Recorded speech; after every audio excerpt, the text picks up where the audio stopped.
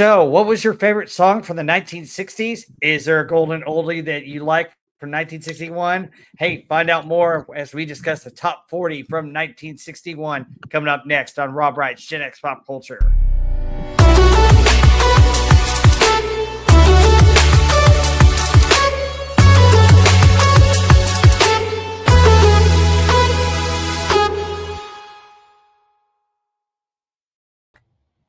Hey, welcome back to Rob Wright's Gen X Pop Culture. And let me introduce my lovely panelists for today. We've got Miss Agent Pepsi One. How are you today, Agent Pepsi One? Hey, I'm doing good. I hope everybody else is doing well as well. So just enjoying my summer. 4th of July is around the corner, and afterwards I'll start cussing again in preparation for the new school year. So Tormentor of freshmen, right? you know it. I have more freshman classes last year than this year than I'm going to do it than I had last year. So I want to retire. Oh damn it! I want to retire. Yeah, I hear that. Yeah, definitely. Who doesn't? Oh, jeez. And then we've got Heather L. Heather, how are you? Doing great, Rob. Good to see you here. I'm getting patriotic, ready for the 4th, and celebrating our soccer team, who's kind of kicking ass. So doing 2-0 and already reaching the next round. So we'll our 6 points based on score differential. So really good. I haven't. Somebody told me the other day that this soccer thing is happening in the United States. I didn't even know. I didn't even know. This might sound bad. I actually don't care. I actually really don't care. Probably a lot of people don't care about soccer, but whenever the Americans win, I gotta be for it. So that's all. Yeah. Absolutely. And we haven't done as well at soccer as we have in recent years. And I wore patriotic stuff yesterday. I didn't get a chance to wear it today on the way home from the con, but it's awesome. We got America's 250th right around the corner, which is just amazing. Kind of boggles the mind that we've been around for that long. It's just so awesome. And then the other thing with this time of year, summer and the soccer stuff, Agent Pepsi One, Heather, you should see it here though. I mean, we've hosted a couple games in the Dallas-Fort Worth area, and one of the Rangers games they had to move to another day just because of traffic down there, and just all the people around here have, we've had a lot of visitors because we had some big matchups. I mean, we had the Japan against the Netherlands. And then we had England played last week. And then we've got another one, I think, tomorrow with Argentina and Messi, and just incredible stuff. So, yeah, you guys were lucky enough to get, host some of the games, which they got at, a lot of different cities. I like the Scotland guys the best, like the Scotland fans. They played in Boston, and I think now they're going to a different city, but they look like a blast. Like they've got videos all over X, like, with them partying, and so it's like celebrating their team, and I'm like, dang it, they need to be here. Those guys look like fun. So it's so fun. It's like a fun time. Yeah, and melting in the Texas heat. So down here. Well, they're in the Cowboys stadium, right? So it's closed and air conditioned, and Plus, we've had a ton of rain. I mean, we've had the wettest spring we've ever had. So normally, like the Cowboys play on turf, right? So do they put grass in these stadiums for the soccer matches? That's good. Yeah, that's been a big deal. Jerry Jones basically replaced it with turf or replaced it with grass. Yeah. And there's been some scuttlebutt about keeping it as grass, but he's like, nope. Well, that's tough to do. You can't because you're closed roof. So it's not like you can grow grass. The Cardinal Stadium, just a quick diversion, is on big rollers, the field. So it's real grass. So they roll it outside so the grass can grow outside. And then for the games, they roll it back in, so they can have like the closed dome and the air conditioning. That is insane. I know. That is insane. It's crazy. Yeah. Yeah, that's insane. It's insane how we have all that. And then the other thing with the videos is that a lot of people coming from other countries are amazed at, the size of our stadiums and the fact that that's a football stadium. That's a, they're just like, what? Yeah. But the thing I have to tell you about with Dallas Fort Worth, so the Cowboys Stadium, if you've never seen it, it looks like the mothership has landed. I mean, it looks like an alien spaceship. So it was there first, and then we had the original ballpark in Arlington that I love and grew up with. It was built, and I went to one of the first games there in 1994. But the Rangers decided they needed a dome stadium, so they built a dome stadium, and they make it look like a barn. So the mothership landed next to the barn, and clashing styles. Yes, unfortunately, our other two sports teams, the Dallas Stars and the Dallas Mavericks, they're moving away from the American Airlines Center in Dallas, but they're going to move further north in Dallas. They're going to stay in Dallas. If they were coming to Arlington, I was hoping that they would build the farmhouse. I mean, it would be only fitting, right? That way you got the farmhouse, the barn, and the alien spaceship. Yeah. It would just work. It's perfect, yeah. Yeah. But I want to say hi to a couple of people that have come in. Jason Love, Doctor Who. Glad you're here. Jason. Thanks for wrenching. Johnny Freehole is in here. Lombardi 1969 is here. A couple other people. Hey, Johnny. Hey, Lombardi. Good to see you guys. Please feel free to comment as we go. We read the comments, and we'd love to hear from you guys. Just a real quick update, really quick. I know you guys may have seen my note. Unfortunately, I qualified for monetization, and YouTube denied me, saying I reused content. So, I talked to somebody about it, and that person gave me some advice on what to do. And unfortunately, I had to tick off all my Star Wars reactions because they said it was reused content. So I had to revamp, and we're back on the right track. I can reapply for monetization next month, but I have to get back to 3,000 hours, and I'm sitting at 2,585. Because the Star Wars reactions took off that much. Yeah, it was crazy. But hey, onward and upward, right? I'm gonna do this. We're gonna get this. So you gotta make a bunch of videos, huh? Yeah, I will, but they'll be music centric, they'll be World War II centric, they'll be pop culture centric. So get ready for some cool videos. If you like the videos I've done about songs, I'll do more of those. I'll probably do particular year of movies.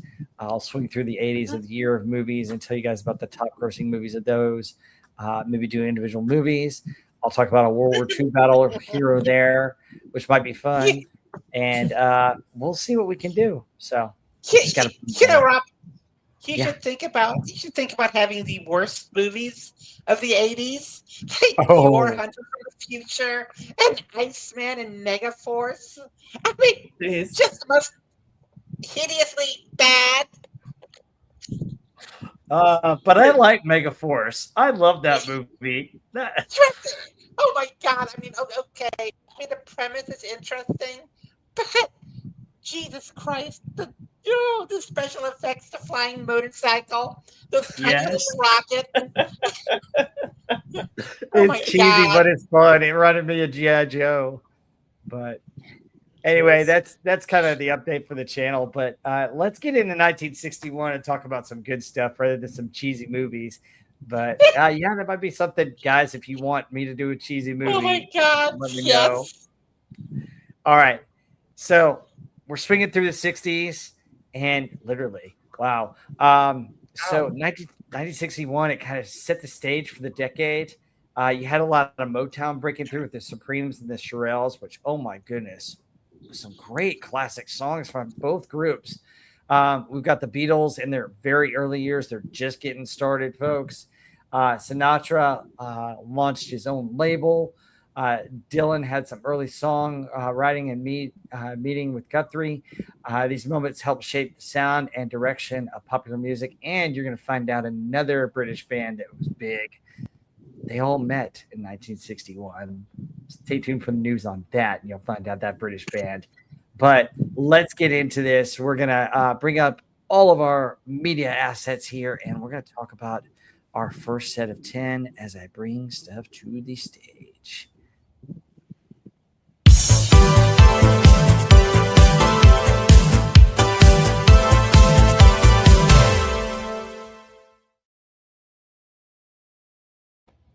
Okay, as most of you guys know who join us all the time, we count them down, the top 40. We go 40 through 1 with some segments in between, and we just do them in blocks of 10. That way it's easier for us to comment and tell everybody about these songs. So let me read off 40 through 31 right now. We've got Blue Moon by The Miracles, Little Sister by Elvis Presley, and folks, Elvis has a ton of songs on the top 100 this year. Wings of a Dove by Ferlin Husky. Without You by Johnny Tillotawson. I think I pronounced that right. Tillotawson. Don't Bet Money, Honey, Linda Scott. Wow, I think I've heard that from my mom or somebody at one point in my life. Probably also ex-girlfriend too. Apache by Jorgen Ingman. I Like It Like That by Chris Kenner. Calendar Girl by Neil Sedaka. A very famous song that you guys are probably familiar with from a certain movie, Who Put the Bomb in the Bomb Bomb Bomb by Barry Mann. And Quarter to Three by Gary U.S. Bonds. Wow, somebody's really thrilled about the bump and the bump. Funny. Guess you don't like it, huh? No buzzer. I'll be right back. You're gonna have to get a buzzer, Rob. I know I'm gonna have to get a buzzer without Stark. Stark couldn't make it today. Agent Pepsi One, since you're already puking, do you want to express your disgust or like of any of these top songs? Let me express my disgust. Well, actually, I need to start it out on a healthy, good note. Oh my God, where to start? Yeah, okay. I mean, the instrumental Apache, that was really nice. Number 35. Mm-hmm. Elvis Presley is not my thing. Although I have to admit, this is. I mean, if you think about his career, this is really the second portion of his career after he left the army. Mm-hmm. So, and those of you that don't know, Elvis Presley got drafted, and then he actually left the army as a sergeant in E5, and he earned those stripes. He told him he didn't want to be in like the band or something, so he actually earned those stripes. He was with an armored division in Germany. Yeah, so Apache is good. I like Apache. That's a wonderful instrumental. I didn't know it was by this Ingerman guy. I had no idea. But yeah, and let's see what else. The Calendar Girl by Neil Sedaka. I'm not a big Neil Sedaka fan, but that's actually a really nice song. Mm-hmm. And U.S. Gary Bond, I very much enjoy. I love his singing. This is not one of my favorites by him, but it's a good song. Quarter to Three, it's beautifully done. Yeah, but some of the other stuff, I mean, some of the stuff I don't even know. Mm-hmm. But but the worst song up here has to be Who Put the Bump in the Bump. That is so stupid. I mean, oh my God.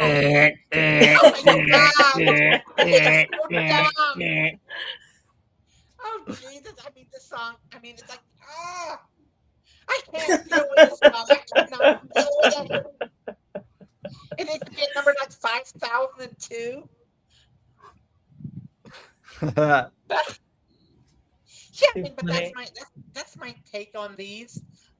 Again, the early 60s is not so much my thing. Then you get to 64, 65, 66. Yeah, that's the kind of music I really, really like. But this early stuff, the influence is so heavy from the 50s and bebop and stuff. Mm-hmm. Yeah. This still sounds a lot like the late 50s. A lot of this, which we kind of say every decade, right? I feel like the musical style kind of changes more around the mid-decade, right? So like 65 to 75 kind of sound more familiar than like 75 to 80. Like the early part of the decade always kind of sounds a little more like the previous one. Yeah, but if you think about the 80s, the early 80s sounded very much like the late 60s. Yeah. Mm-hmm. Yeah. And some of the versus 80s the late 70s. Mm-hmm. A little bit, yeah. Yeah, I guess also because disco kind of just died in the late 70s, early 80s too. So you had that. But Age of Pepsi one real quick in the chat. FKHC 2005 wants to know the Bomp or Puppy Love, which is worse? Oh I mean, god. they're both bad. No, Puppy Love's way worse. Definitely, Puppy Love is way worse. But I mean, they are hideously bad, both of them. Puppy Love is just whoever. Oh my god, they could have used that. That's what they should have used to torture the prisoners instead of like the heavy metal music.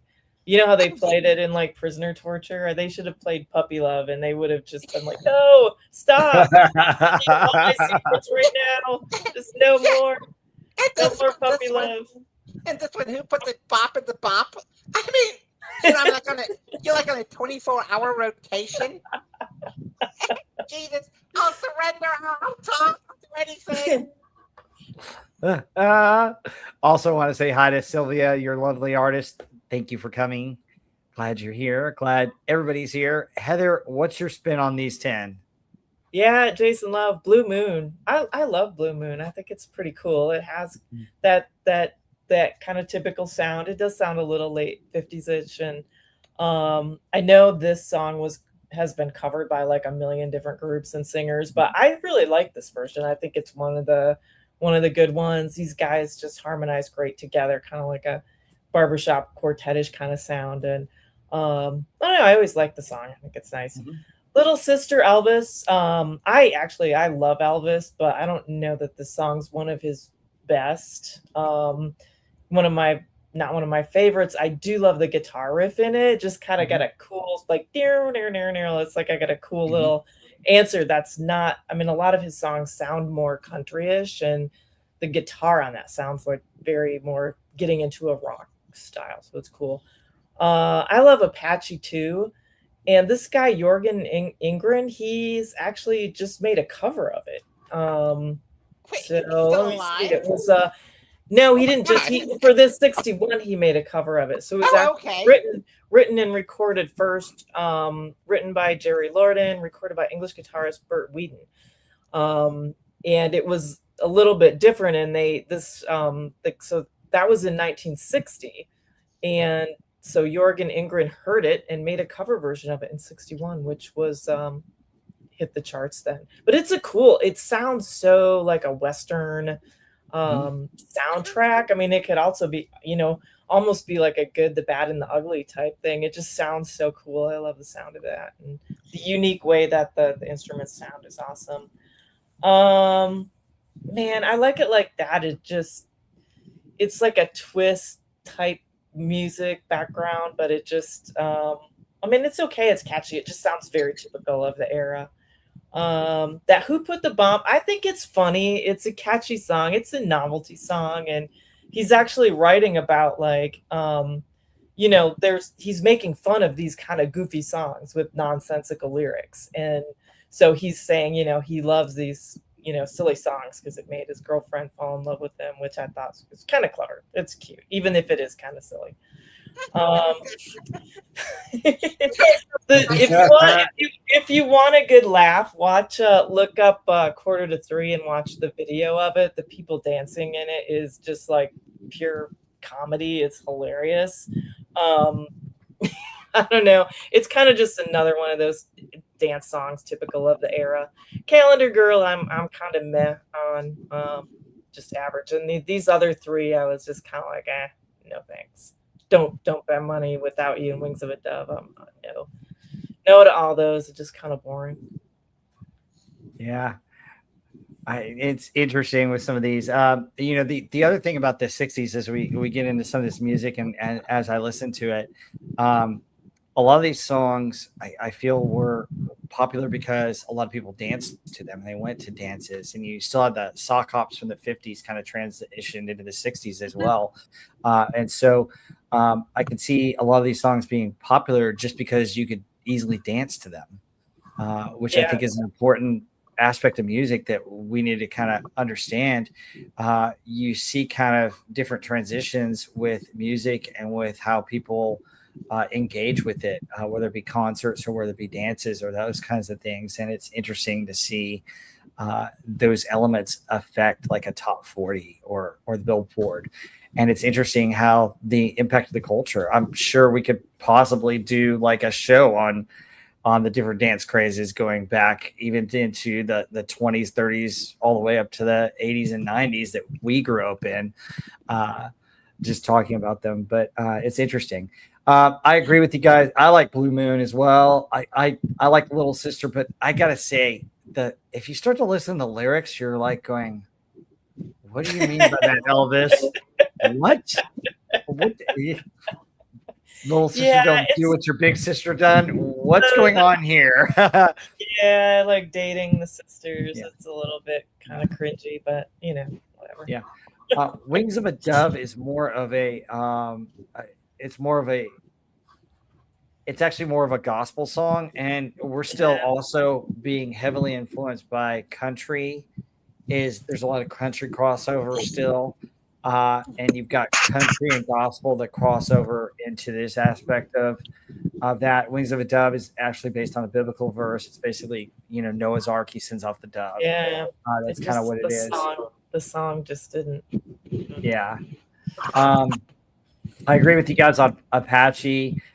Without You and Dump Money, Honey, and we're kind of I like it like that. I do like that song, and I recognize it because you can see people dancing to that song. Just the way the beat is and how it goes. I disagree. I kind of like Calendar Girl a little bit. But then again, I like some of Neil Sedaka's, and I do love Who Put the Bop in the Bop Shabop. I'm sorry, Agent I like that song. And, both that song and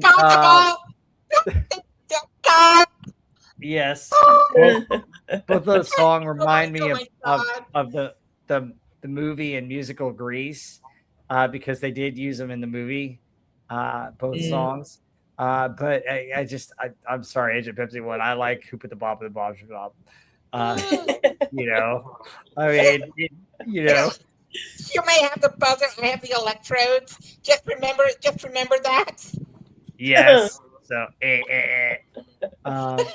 but yeah, I mean, it's an interesting set of 10 that we've got to start out with. So, folks, transitioning. So, hey, there was a very popular group that started a run at the Cavern Club. Find out more in our news segment next. If I could get the media assets done. There we go.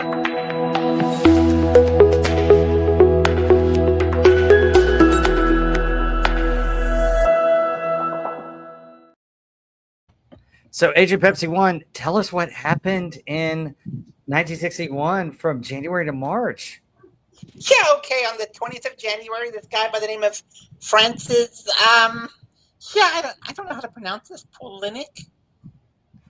Gloria premiered in Boston. I have no idea what this Gloria is. I assume it's some sort of musical, maybe.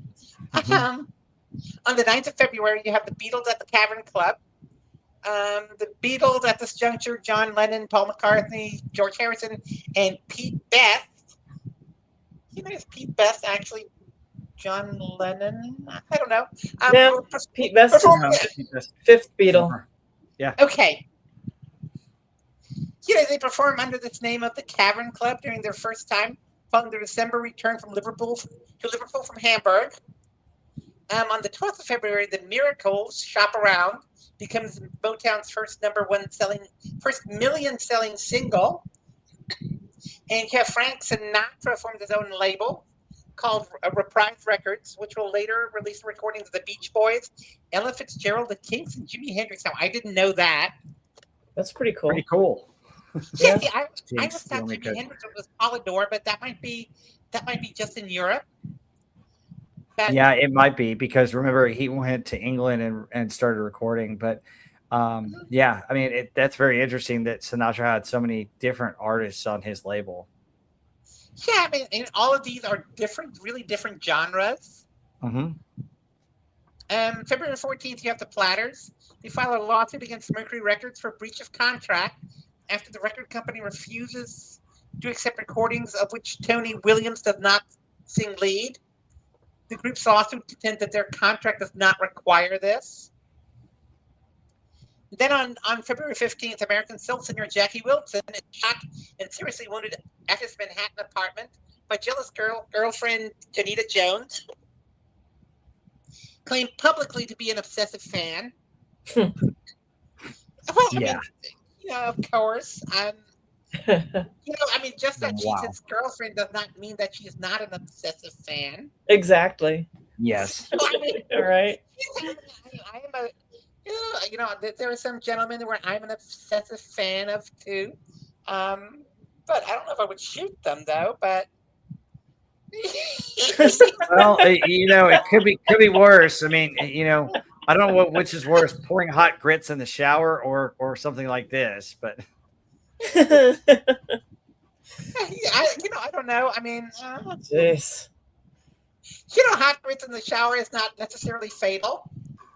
Right. Yeah, because he's in the shower, right? I mean, you need like boiling grits when he's like asleep or something. It would be far more effective. Wow. Oh, my God. You're a little slow to catch that. You're like, oh, okay. Where's your mind going, girl? You want to confess to some things, Heather? No, but I do. I have a friend from South Carolina who told me that's pretty good. So, okay, that makes sense. Yeah. On February 25th, you have Elvis Presley, who makes his first public stage appearance in the 4 years, playing 2 shows in Memphis, Tennessee. And again, Elvis has just returned from the army.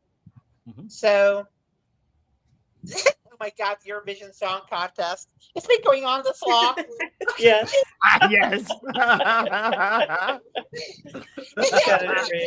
March 1961, the 6th Eurovision Song Contest, which shouldn't even have been a first one, was held at the Palace Festival in Cannes. And it was won by Luxembourg with the song, whatever that might be, sung by Jean-Claude Pascal. Not less Amurex. I don't know. I don't speak French. No, I don't either. Except that French. I think it's Nule Amour. Yeah. Thanks, Heather. Because you wouldn't pronounce the last. Like that French guy on YouTube. Here's what the soccer thing. He goes. He said something about forget Vive la France, Vive l'Amérique. So yeah. So on the 21st of March, you have the Beatles again at the Cavern Club. Play the first of nearly 300 performances in Liverpool. Then on the 25th of March, you have Elvis Presley perform the benefit show at the Black Arena in Pearl Harbor, Hawaii, and raises $62,000 for the USS Arizona Memorial Fund. Cool. Folks, that had a lot of money back then. Yeah. Mm-hmm. Yeah. Oh, yeah. Definitely. And go ahead. What said for that matter, $62,000 is a lot of money today, for me especially. Mm-hmm. So. Yeah, I'm sure that went a long way back then. So let me see on the. Well, I'll take April through June for you, Pepsi. Okay. All right, so I get the fun one here. April 13th, Intolleranza, 1960 by Luigi Nono. His first opera premieres at La Vince in Venice. Okay, somewhere in Venice. Anyway, April 13th also is the 3rd annual Grammy Awards in Los Angeles, hosted by Lloyd Bridges. Ray Charles wins the most awards with 4. Bob Newhart's The Button Down Mind of Bob Newhart wins Album of the Year. Percy Faith's version of Theme from a Summer Place, which we talked about last year, wins Record of the Year. And Ernest Gold's Theme from Exodus, which we're going to talk about soon, wins Song of the Year. Newhart also wins Best New Artist. Wow. Bob Newhart winning all those awards. That's kind of cool. Weird. Yeah. Strange. That's weird. Okay. April 17th, Delilah and Charles Aznavour Yeah. received That's Radio right. Monte Carlo Oscar Awards for Best Song. April 23rd, Judy Garland's concert at Carnegie Hall in New York City. So, Judy Garland by this time had been in several movies and was now working, also doing singing, which is interesting. April 29th, Italian tenor Pavarotti makes his operatic debut. Yeah, it's somewhere in Italy. At the God, La, love him. La Bam at the Tetro Guys. Municipale.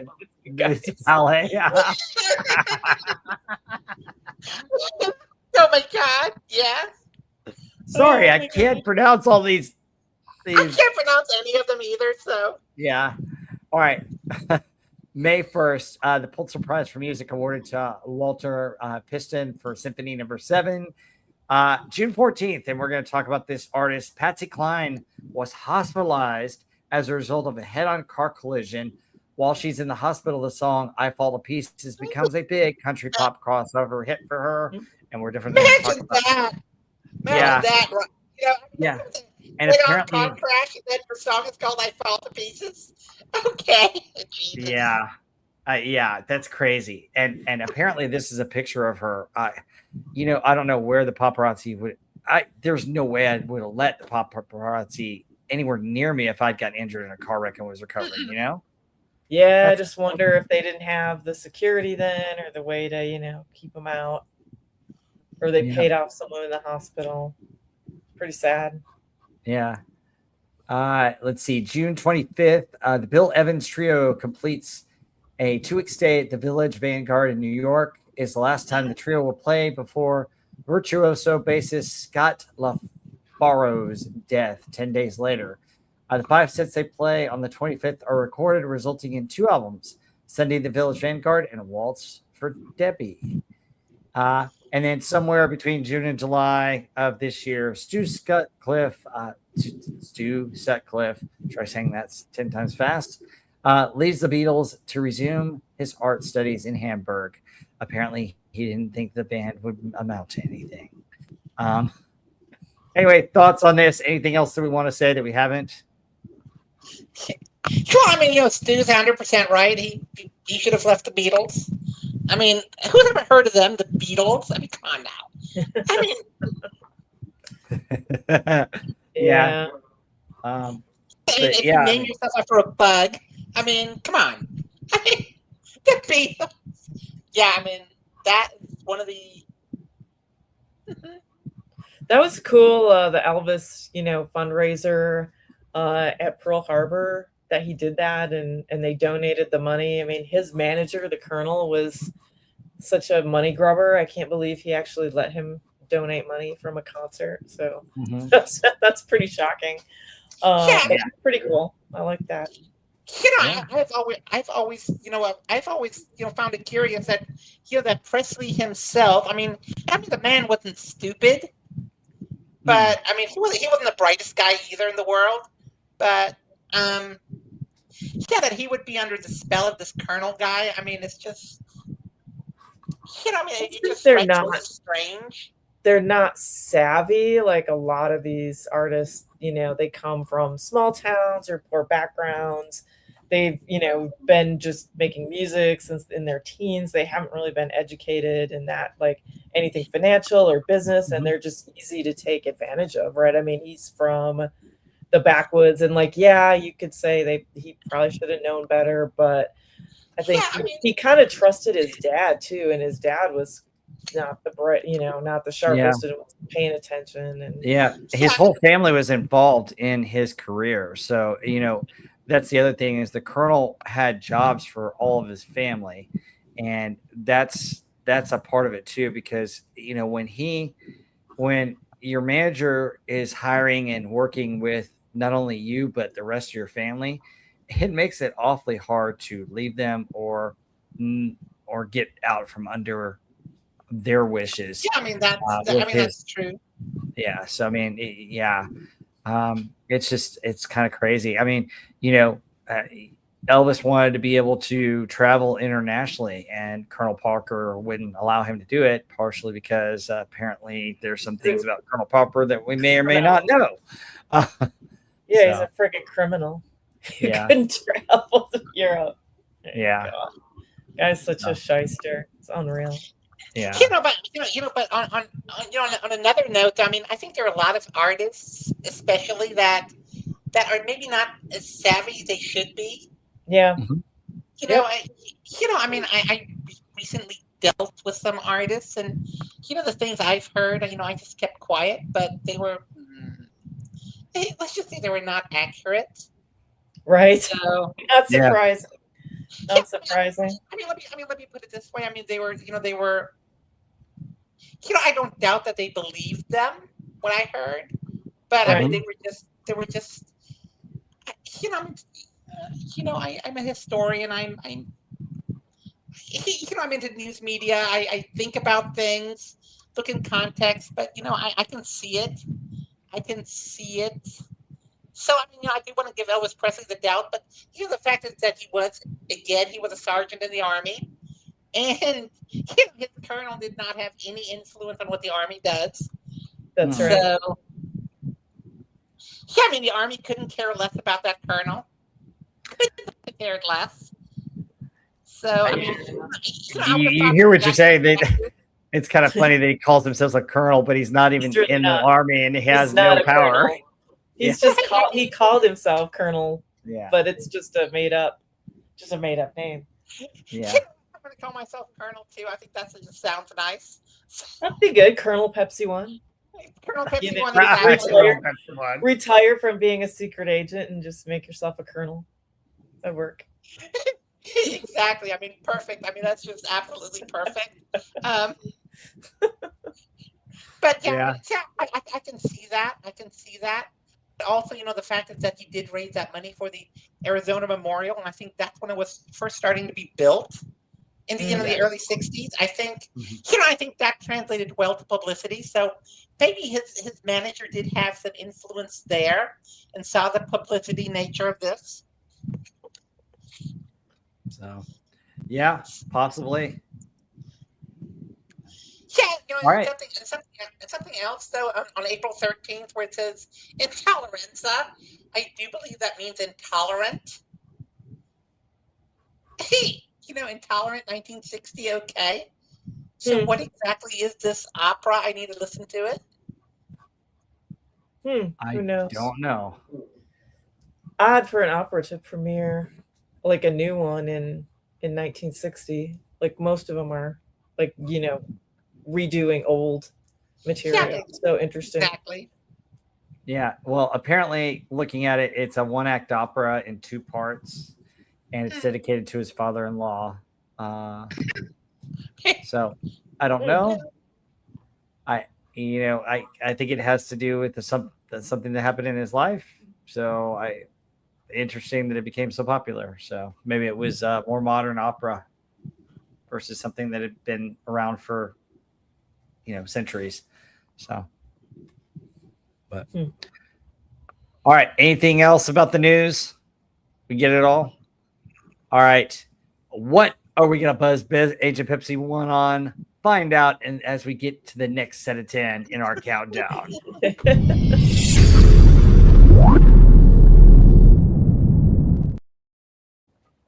Okay, here we go with 30 through 21 as I flip the slides. Okay, 30, Portrait of My Love by Steve Lawrence. 29, On the Rebound by Floyd Kramer. Marty Robbins checks in at 28 with Don't Worry. Dick and Dee Dee, The Mountains High. 100 Pounds of Clay comes in at 26 by Gene McDaniels. An interesting song, The Boll Weevil Song by Brock Benton comes in at 25. As we had mentioned in the news, the Miracles hit number 24 with Shop Around. Ricky Nelson makes an appearance on this list with Traveling Man. The DeVells sing Bristol Stomp, and Ernie K. Doe dedicates a song to his mother-in-law. Ladies, who wants to go first at this 10? It's an interesting 10. Yeah, I don't know that this 10. I mean, outside of a couple songs, this 10 is not that great. This batch for me, I don't think anyway. I like Shop Around by the Miracles. I mean, obviously Smokey Robinson's voice is just fantastic on that. It's like the best. He could be singing about anything basically because his voice just sounds phenomenal on that song. The Bristol Stomp, those Dovelles, man, I think those guys are like the Backstreet Boys of the early 60s. Like, that's like on the video, they're all like dancing around, Yes, around. exactly. And they're decent singers, right? I mean, like the Backstreet Boys aren't bad singers either. These guys are good singers, but they're just like a teeny bopper, just I don't know. I swear those guys are definitely the Backstreet Boys of that era.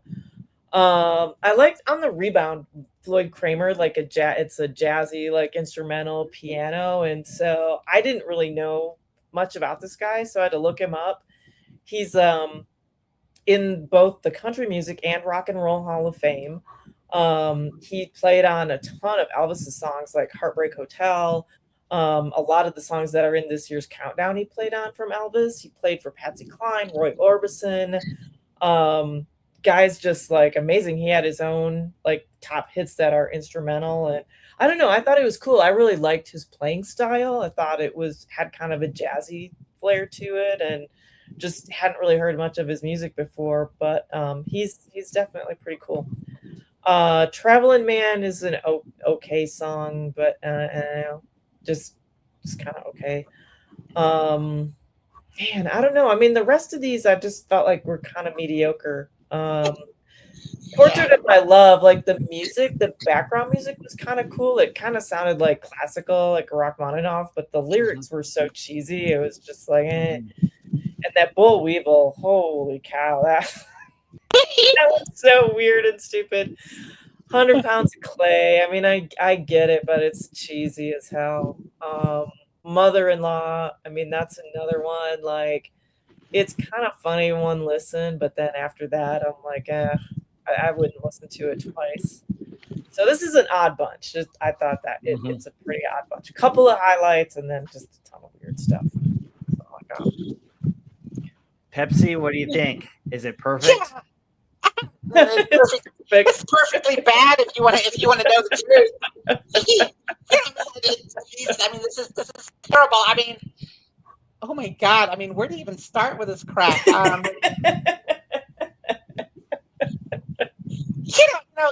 for one of my students turning this in for an assignment. I put a big X in red Sharpie. Forget my pile of G2 pins that actually write. No, I'm going to Sharpie it in a red Sharpie and put a big X through it. Yeah, I mean, is there anything redeeming? Yeah, let's ask a question from Status here. Is there anything redeeming about these 10? Wow. No. Shop Around's a good song. Smokey Robinson's a good singer. Yeah, it is. Shop Around. I think that's the highlight of these 10. Yeah. Is it the best song of the Miracles? No, but no. But I mean, it is the highlight of these 10. Traveling Man. I mean, it's a song of the time. But some of the other stuff, 100 Pounds of Clay. I mean, cheesy. It's cheesy. If you hear it once a decade.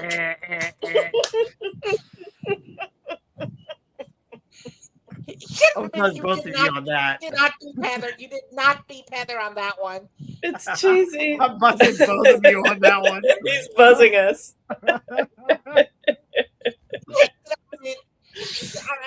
If you hear 100 Pounds of Clay once a decade, I mean, I have enough once a decade. Once in a lifetime, it's like it's more than enough. And then of course the mother-in-law song. All I can say is I've met my mother-in-law twice in my life, and only twice. And that was one time too many. Kind of like the song. Yeah. Exactly. Oh my God. You didn't like the Bull Weevil song? Yeah, I was gonna say you two don't like the Oh, Boll Weevil song. No. Oh my God, no.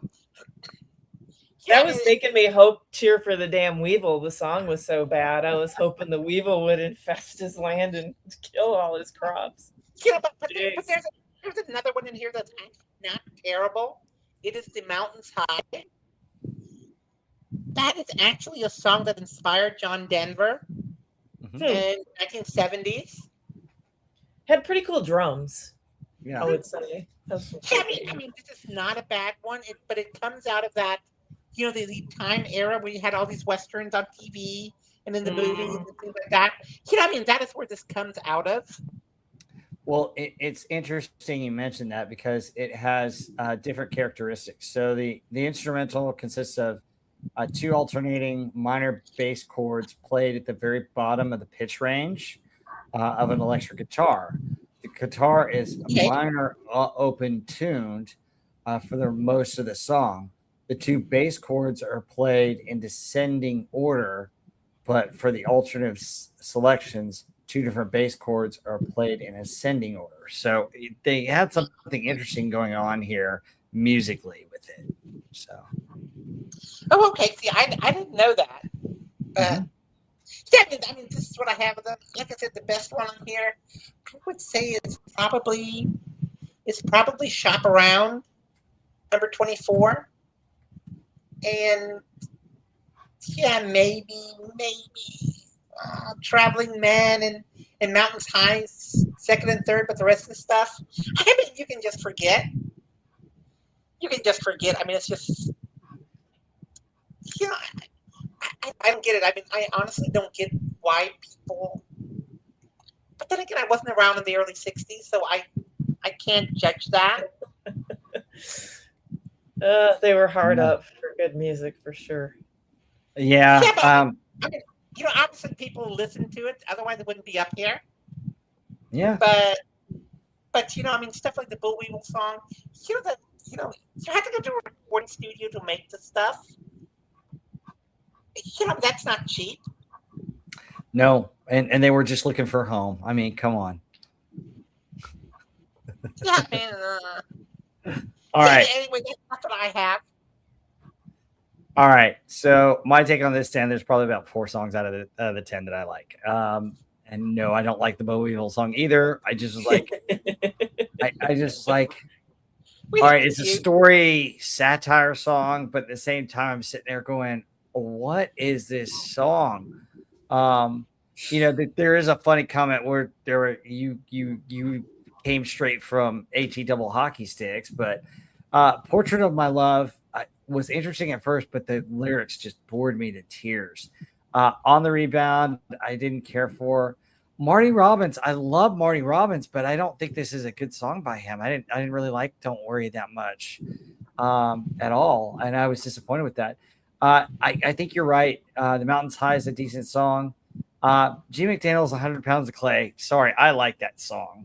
I always kind of like that song. That was always one of the ones I'd hear on the old oldie station, and I always thought that was good. The Boll Weevil song I will never hear again unless I'm forced to.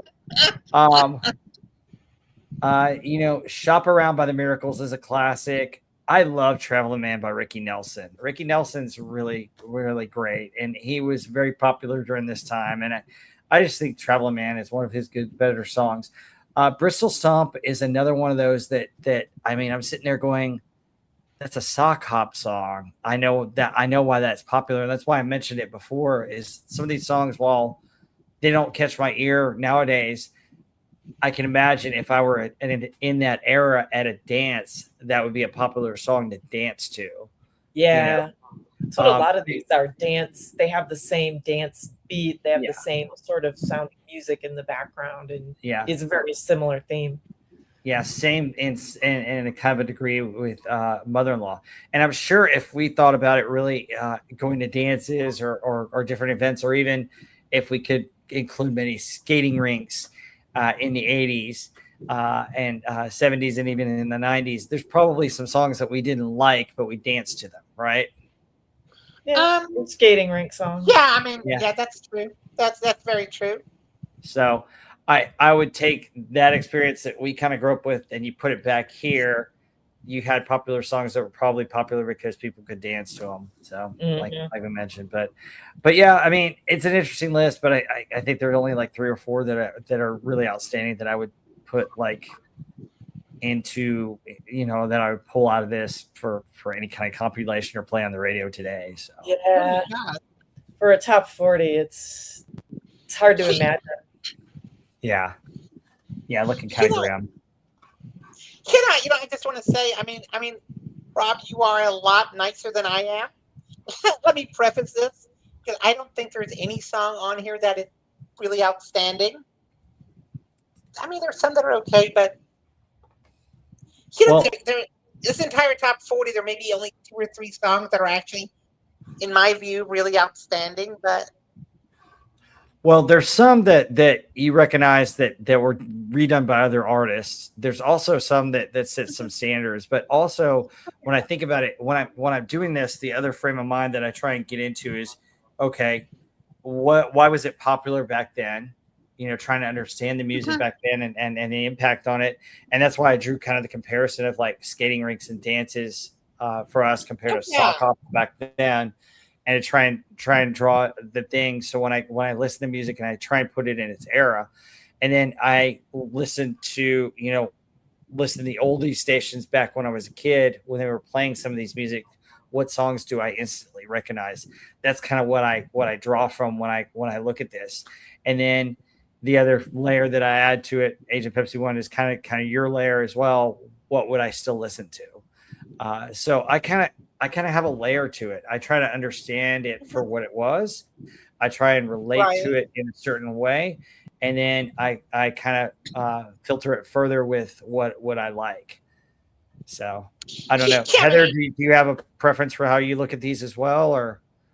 Yeah, I always look at it too, what was it in its time? Because there's a Mhm. lot of, whatever decade era we've been in, there's a lot of similar-ish sounding songs. Like they have a sound.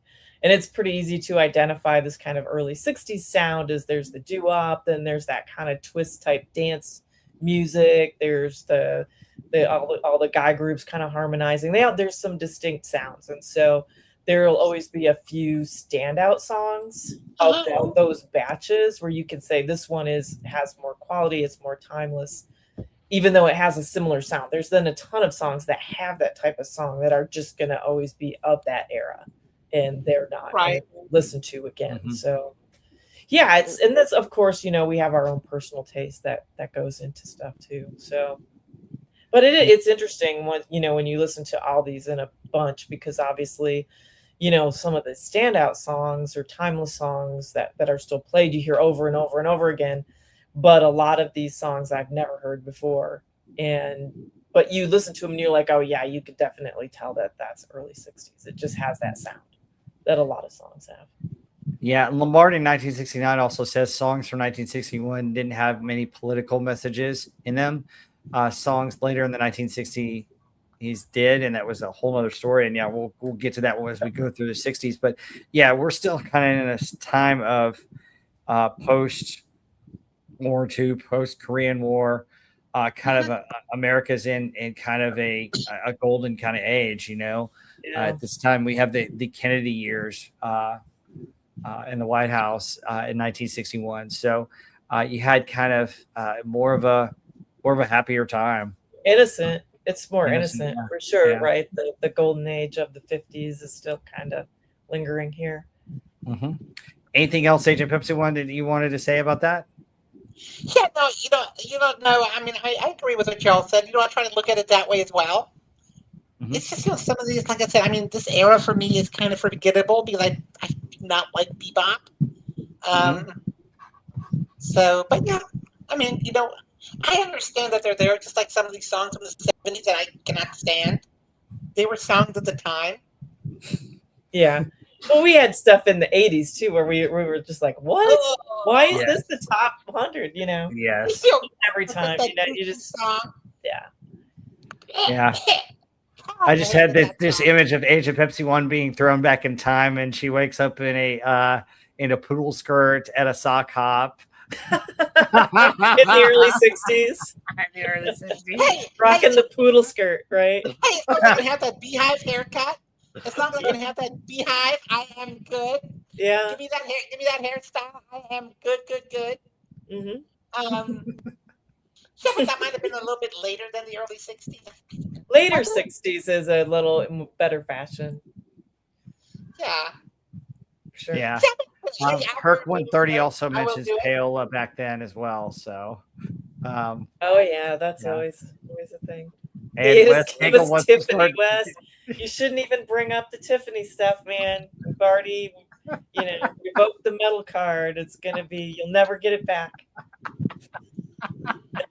Yeah, he's giving us Tiffany. All right. Hey, Herc, how's it going? Yeah.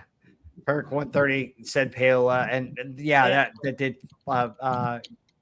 play some factor on it too. So yeah, and keep in mind these are just the top 40 Billboard singles. So we'll swim through albums and some other stuff soon. So all right, folks, let's find out what else was in the news coming up from 1961 on our station on Rides Genetics Pop Culture.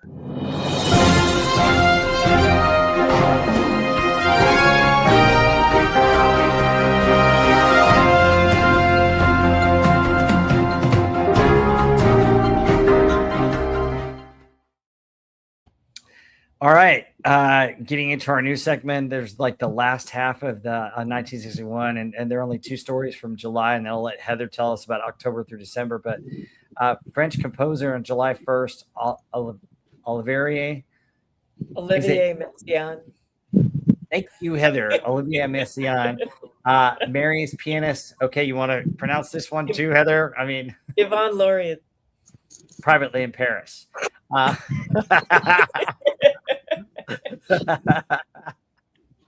Oh, it just sounds so wrong.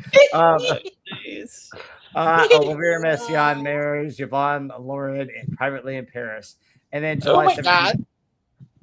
Guess what? Check this out. This is interesting. So Billboard magazine on July 17th first publishes the Easy Listening chart, listing songs that the magazine determines are not rock and roll records. The first #1 song on this chart is the Bo Weevil song. It's not easy listening. It's tough listening. Yeah.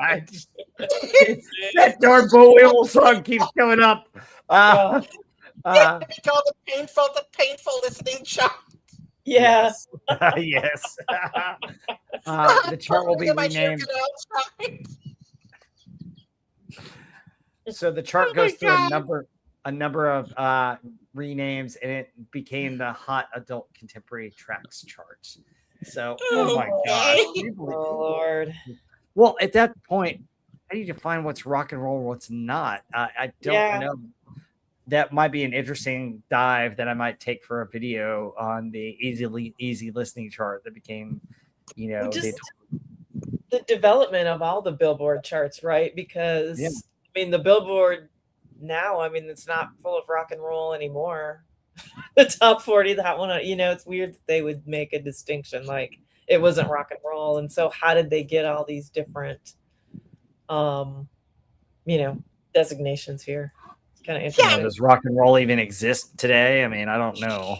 Only, independently and underground, and it certainly doesn't get promoted at all because the powers that be would rather see rap on everything.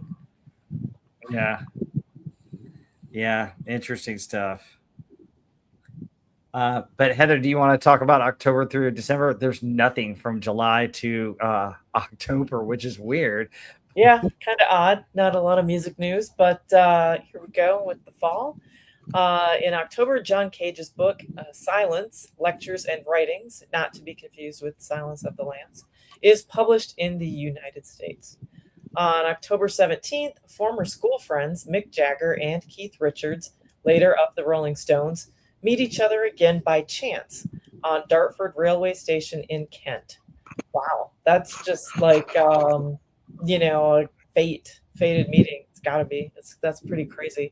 They're on their way to their respective colleges and discover their mutual taste for rock and roll. Super cool. November 9th, the Beatles at the Cavern Club. Future manager Brian Epstein first sees the Beatles. Another fated moment.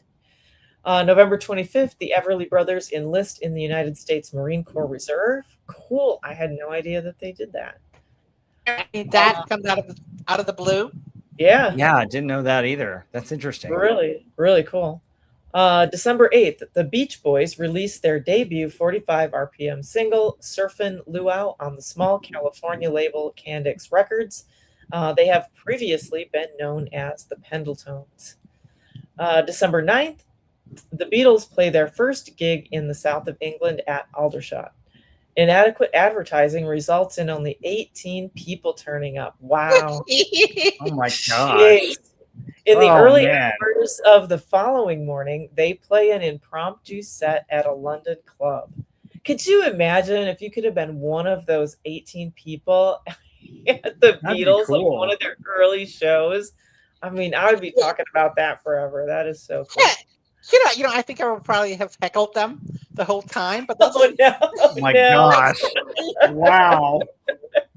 Okay, for anybody watching here that wants to send anybody back in time, do not send Agent Pepsi 1 back to the early 60s. For the love of God, do not send her back there.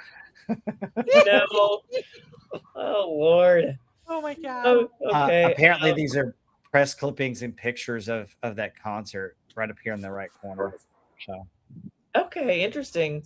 Wow, that sure changes later. yeah.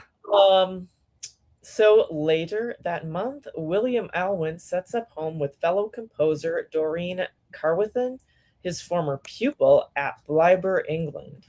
Oh no! Would you be setting up with your former pupil? I mean, we have that in France right now. That Macron president and his former teacher, who was like 40 years older than he is, or 50. Wow! I mean, she's in her 80s. Holy cow! I didn't realize she was that old. Oh my gosh! What? Wow, she's got the goods, man. She's got it going. She's like in her 80s, and he's like 51 or 49 or something like that. Wow. Yeah, I didn't realize there was that big of a. Yeah, does she have a lot of money? Holy smokes! No, I mean she was an English teacher or something. She was like just that, a teacher. She must have taught him well. That's all I'll say about that. Okay. All right, moving on. moving on. The Leeds International Pianoforte Competition is founded in the north of England by Marion, Countess of Harwood, and Fanny Walderman. Indian tabla player Keshav Sathe and sitar player Bhaskar Chandavarkar perform with Larry Adler. Okay. Significance there. The Country Music Association creates the Country Music Hall of Fame and inducts Jimmy Rogers, Fred Rose, and Hank Williams as the first 3 members. The score, Haydn's Cello Concerto No. 1, is discovered by musicologist Uldrich Pulkert in the Prague National Museum. Interesting. Cool. Yeah, that is interesting. That's cool. Some interesting news, different stuff. Yeah, I mean, it's interesting. You're seeing the start of what became the Rolling Stones, the start of what became the Beatles, and the start of the Beach Boys. Yeah. I have to say that as a lifelong Beach Boys fan myself, I mean, some of the stuff I didn't know they used to be called the pedal tones. That's interesting. I mean, I had no idea. See, I always thought they got their start in like 64, 65-ish maybe. Not in 61. I mean, that's news to me. Well, they were singing, right? I mean, as a family early, since they were kids. And so I don't know, like when probably just their early work is just not out there. I would think.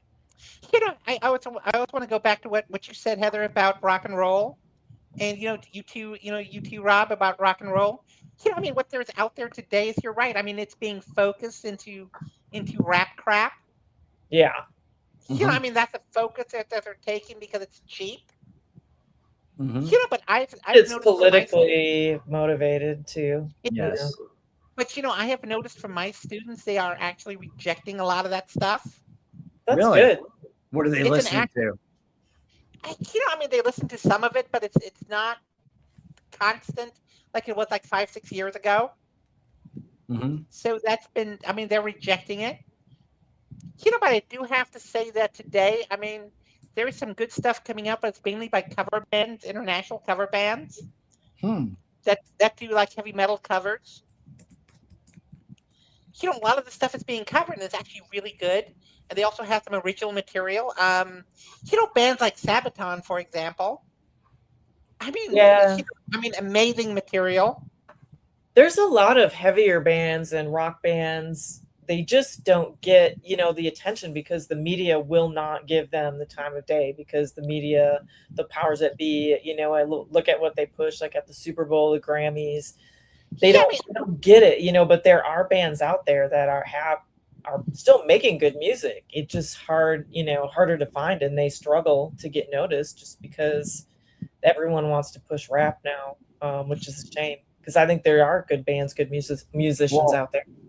And it's weird to see rap invade country and other types of genres when it was on its own. But the other aspect of this is that it feels like everything's so corporate because they want a specific corporate formula for that. Yeah. And it music kind of loses. There's something to be said about a little bit of the corporate structure because you got to have that structure in place for some of it. But when you're pulled to extremes where you're extreme corporate structure, you don't have enough art in the artists where they're creating something unique and interesting. And then you have something gets way too pulled the other way. It's just as bad. There's too much extremes, and we're in an extreme one way versus the other, which is interesting. So we'll see. The other popular thing. Go ahead. The corporate radio is what's really ruined things because they just have their generic programming that they put on, and you hardly hear anything new because they've just got a rotation of the corporate approved playlist all over the country instead of local disc jockeys who used to go to clubs. They'd hear local bands. That's how a lot of bands got their start in the local market radios, independent stations, and then they would blow up from there. Same with, companies had A&R guys they'd send out to the clubs, and now it's just it's corporate approved, written by some hit makers, and there's a lot of bland crap out there for sure. Well, and I think with old music or older music, like stuff that we grew up with, finding its way into modern movies and TV shows that some of these kids do watch. I'm thinking that makes a difference too, because look at how much we've seen. For example, Running Up the Hill was in Stranger Things, and it became popular again with the younger crowd because it was in that show, and that was an early '80s hit. And you're seeing some other songs that are getting popular again because of that. And it's interesting to see the Michael movie, how much of that the kids see today and listen to those songs again that they had not been exposed to. And less we need to talk about Michael and exposing anything, but yeah, those things, I think the younger generation, as they discover older music, I think maybe we may see a renaissance. I don't know. We'll see what happens. So hopefully they're inspired to make real music instead of computer generated with rapping over the top of it. Yes. Wes Cagle also mentions Master of Puppets blew up as well when it was in Stranger Things next season. Yes, absolutely. It's just like one of our favorite shows, Cobra Kai. Johnny Lawrence introduces him to all those songs, and he starts exploring those heavier the metal, 80s metal, 80s hair metal, So very cool. All right, so let's look at the next set of 10. Maybe this next set of 20, Agent Pepsi 1, we'll have a liking to. We'll find out. I don't know. I don't have high hopes. What do you think, Heather? Probably not. No. Probably not. Find out what songs we're going to buzz next.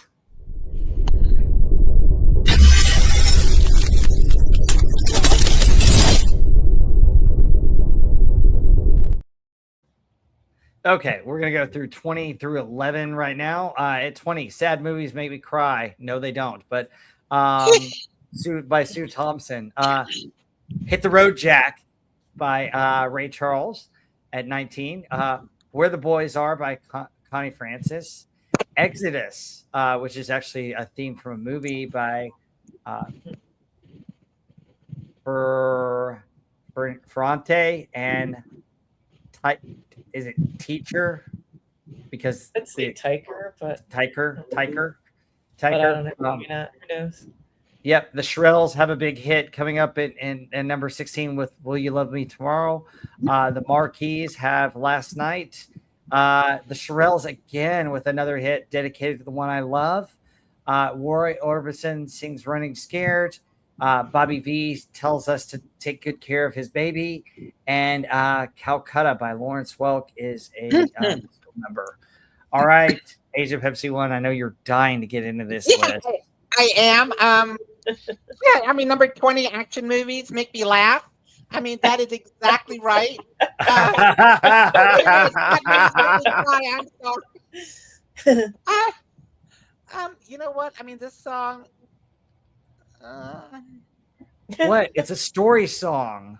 It is. I mean, this song is actually not bad, but it's one of those songs that it's not. You can't listen to it like every day. Mm-hmm. You know, once in a while it comes on the radio, you let it play, and I mean, you're good for a year. I mean, literally. But I mean, this is not a bad song. You know, Ray Charles. I'm not a big fan of Ray Charles, but the song is good. Hit the Road, Jack is actually a really good song. You know, I might want to talk about Connie Francis, but I don't like Connie Francis. Wow. I mean, you didn't want to be where the boys are? You know, I mean, okay, when I was a teenager, yeah, I wanted to be where the boys are all the time. Then I got married. Sometimes I want to be with where my husband is. It just depends on if he's mean or not. Okay. You know, I mean, Exodus is actually pretty good. I've heard this. It's a theme. This is not bad. Does it belong up here in this chart? Probably not. The Shirelles. You know, I like their music. I like their songs, but I cannot stand their voices. They have that high, very high pitch. It's like a shriek to me. You know, I think it's something that was, you know, that they were looking for in that time period. You know, but it's just their voices. Their voice is very, you know, the lead singer, I don't know her name, but the lead singer from them is, I mean, her voice is very, very high pitched. Yeah. So, I mean, that kind of turns me off of their music, but their songs themselves are actually really good if you listen to the lyrics and stuff. Will You Love Me Tomorrow is beautiful. Dedicated to One I Love is another amazing song. It's just it would have been better with a different lead singer. You know, Roy Orbison, Running Scared. You know, I like Roy Orbison. This is not one of his best, but it's a nice song. And my favorite song on there has to be Bobby V, Take Good Care of My Baby. That is a beautiful song. That is a sad song. I mean, that's a song that touches my heart every time I hear it. Is that a song you sing when you drop Dipsy off at the kennel? At the kennel. Yeah, you see, I try not to ever drop her off at the kennel. I take her to my godmother or my cousin typically, but yeah. And of course, Calcutta. I don't like that song. Yeah, you know, but like I said, I mean, what stands out to me here is the Shirelles. I mean, these are probably the best songs. It's just the way they sing. It's not, you know, it's just not there for me. Yeah. Wes Cagle begs to differ with the Age of Pepsi 1. He says, Will You Love Me Tomorrow should be top 5. And he says Shirley Owens, the lead singer of the was Shirley Owens, I believe. Yeah. So Yeah, it's just, I mean, I'm not saying that she didn't have talent, which she obviously did. It's just, it's just her voice to me. It's just, I mean, she has a very, very high voice when she sings. It's a very high, I mean, it's a very shrill voice. Mm-hmm. Yeah, I kind of agree with that. That's just what that's just what I think. I mean, if they would have had a different singer, maybe, but I mean, the songs themselves are absolutely beautiful. Yeah. All right, Heather, what are your thoughts on this 10? Yeah, I'm kind of there on the Shirelles too. I like lower pitched voices, so just from a point of personal taste, it's not. I mean, I don't. It's not something I listen to. I think they're good songs. It's just not. I guess not my taste is probably the thing. Is not something I would listen to all the time. Not that they're bad, just not something I'm super into. I love Hit the Road Jack. I think it's fun, catchy. I like Ray Charles. It's like an upbeat kind of "I'm done with you" type song. It's pretty fun. I like it. And listen to it when it comes on. I agree, Running Scared, not Roy Orbison's best. He always has a great voice, but it's not his best song. The music's okay. It's kind of like reminds me of Bolero, the Spanish type music, but yeah, Calcutta kind of makes me think of being like I could just picture myself in an airport in 1960. I don't know, like airport background music.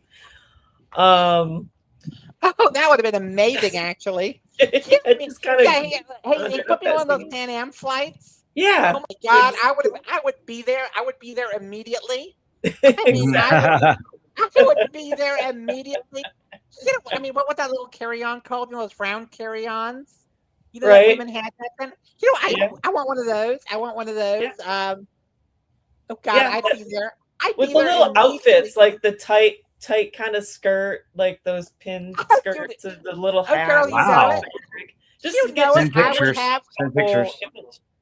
It conjures up that image in my head. Listening to that song for whatever reason, just the airport, 1960. Oh my God, yes, I would have that. Yeah, that'd be fun.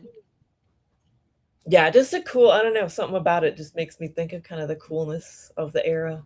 Not something I'd listen to repeatedly, but it kind of just gave me some cool images. I'm also, no to Connie Francis, no to the sad movies, no to Last Night. On Connie Francis, no. I don't know. This group doesn't do a lot for me. Sorry. Give it to you. So my thoughts on this one. Sad movies make you cry. Interesting song. I don't know. What would you... I mean, when I was listening to this, I was like, all right, I can't really relate to this because, if I caught my current person cheating on me, I'd be like, we're done. And there'd be a confrontation at the movie theater, not a crying person at the movie theater. What would you have done real quick? Because the song's about a girl, she goes to her movies by herself, and then she discovers her boyfriend with another woman kissing right in front of them. Ask if the stand has hot grits.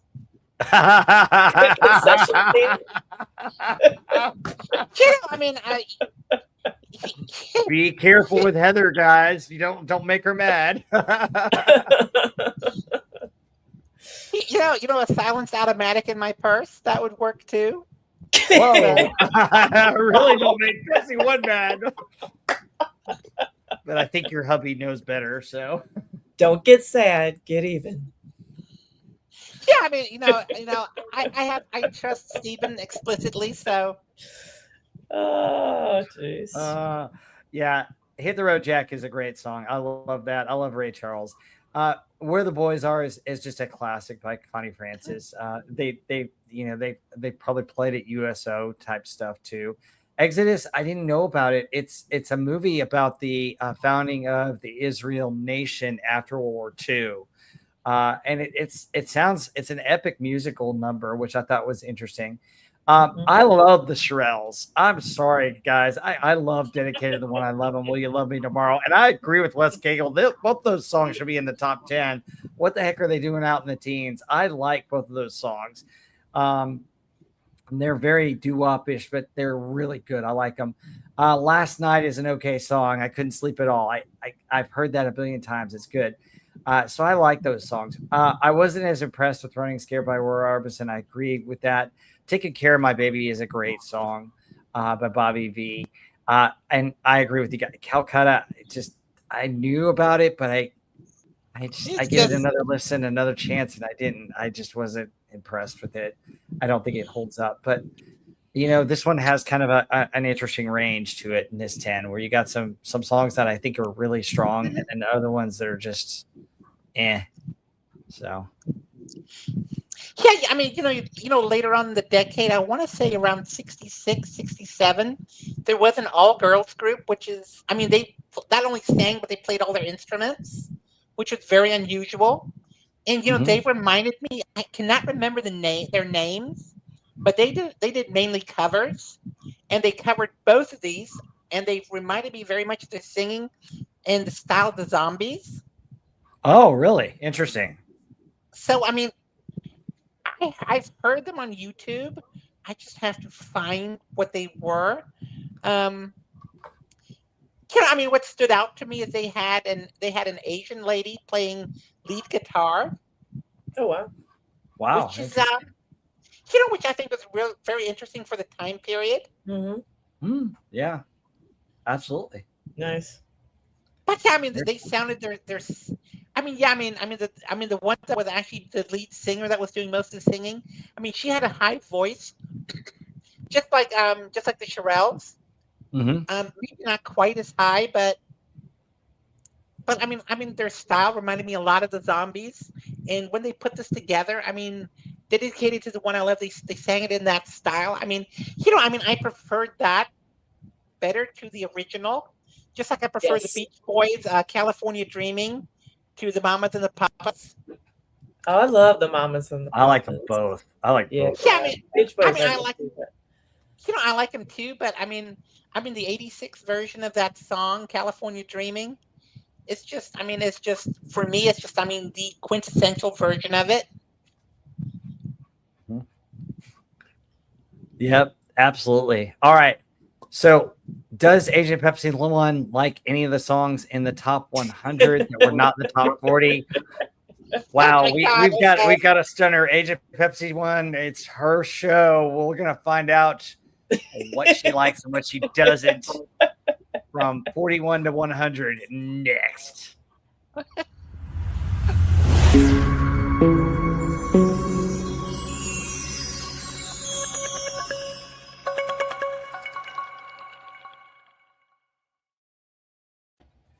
All right, Tasha, take it away. Is there anything that you like from 41 to 100?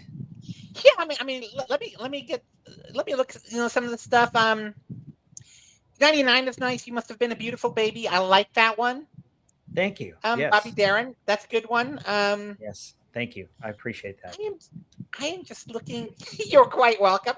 I mean, I did show my baby picture last year, but you did actually. Yeah, I'm just looking through this. Oh my God. Is there any Pretty Little Angel Eyes is actually a nice song. 77. I'm just continuing to look. Oh God. Oh Jesus. Stand By Me. Wow. I can hear it once in a while. 63. U.S. Gary Bond's School Is Out. That is actually a pretty cool song. It should have been higher. Hello, Mary Lou. I've heard this one too many times. It's very catchy. Run Around Sue by Dion. That is amazing. Yes. That song is amazing. That's number 46. That is an amazing song. That should have been the top 10. I agree.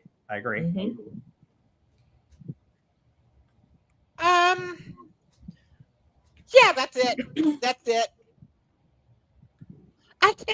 I cannot find any redeeming value on anything else here. Wow.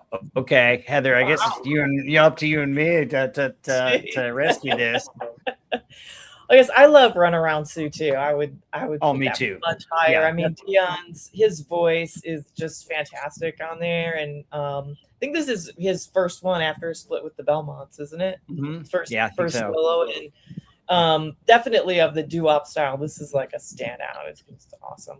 I like Hello Mary Lou, even though it's kind of Ricky Nelson's signature song. It's got a cool guitar solo in it, actually. It does. It That's does. the highlight think, of the song. real quick, I think Ricky Nelson was an underrated guitar player. Yes. I really do. I really do Yeah. think he was very underrated because he does have, if you listen to some of his music and if you just listen to the instrumental part where he's playing the guitar, he's got some chops. He's got some You know, I would like to say at this point, I mean, there are a lot of these underrated guitar players that are singers. Another one is Rick Springfield of all people.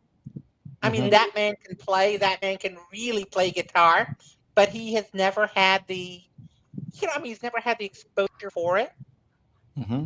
Yeah, because he had more of that pop image, and I think Ricky Nelson, they tried to give him that teen kind of crooner image, and so he didn't. His guitar playing wasn't really highlighted, but I think that would have gave him more staying power because actually really good, and that's to me the highlight of that song.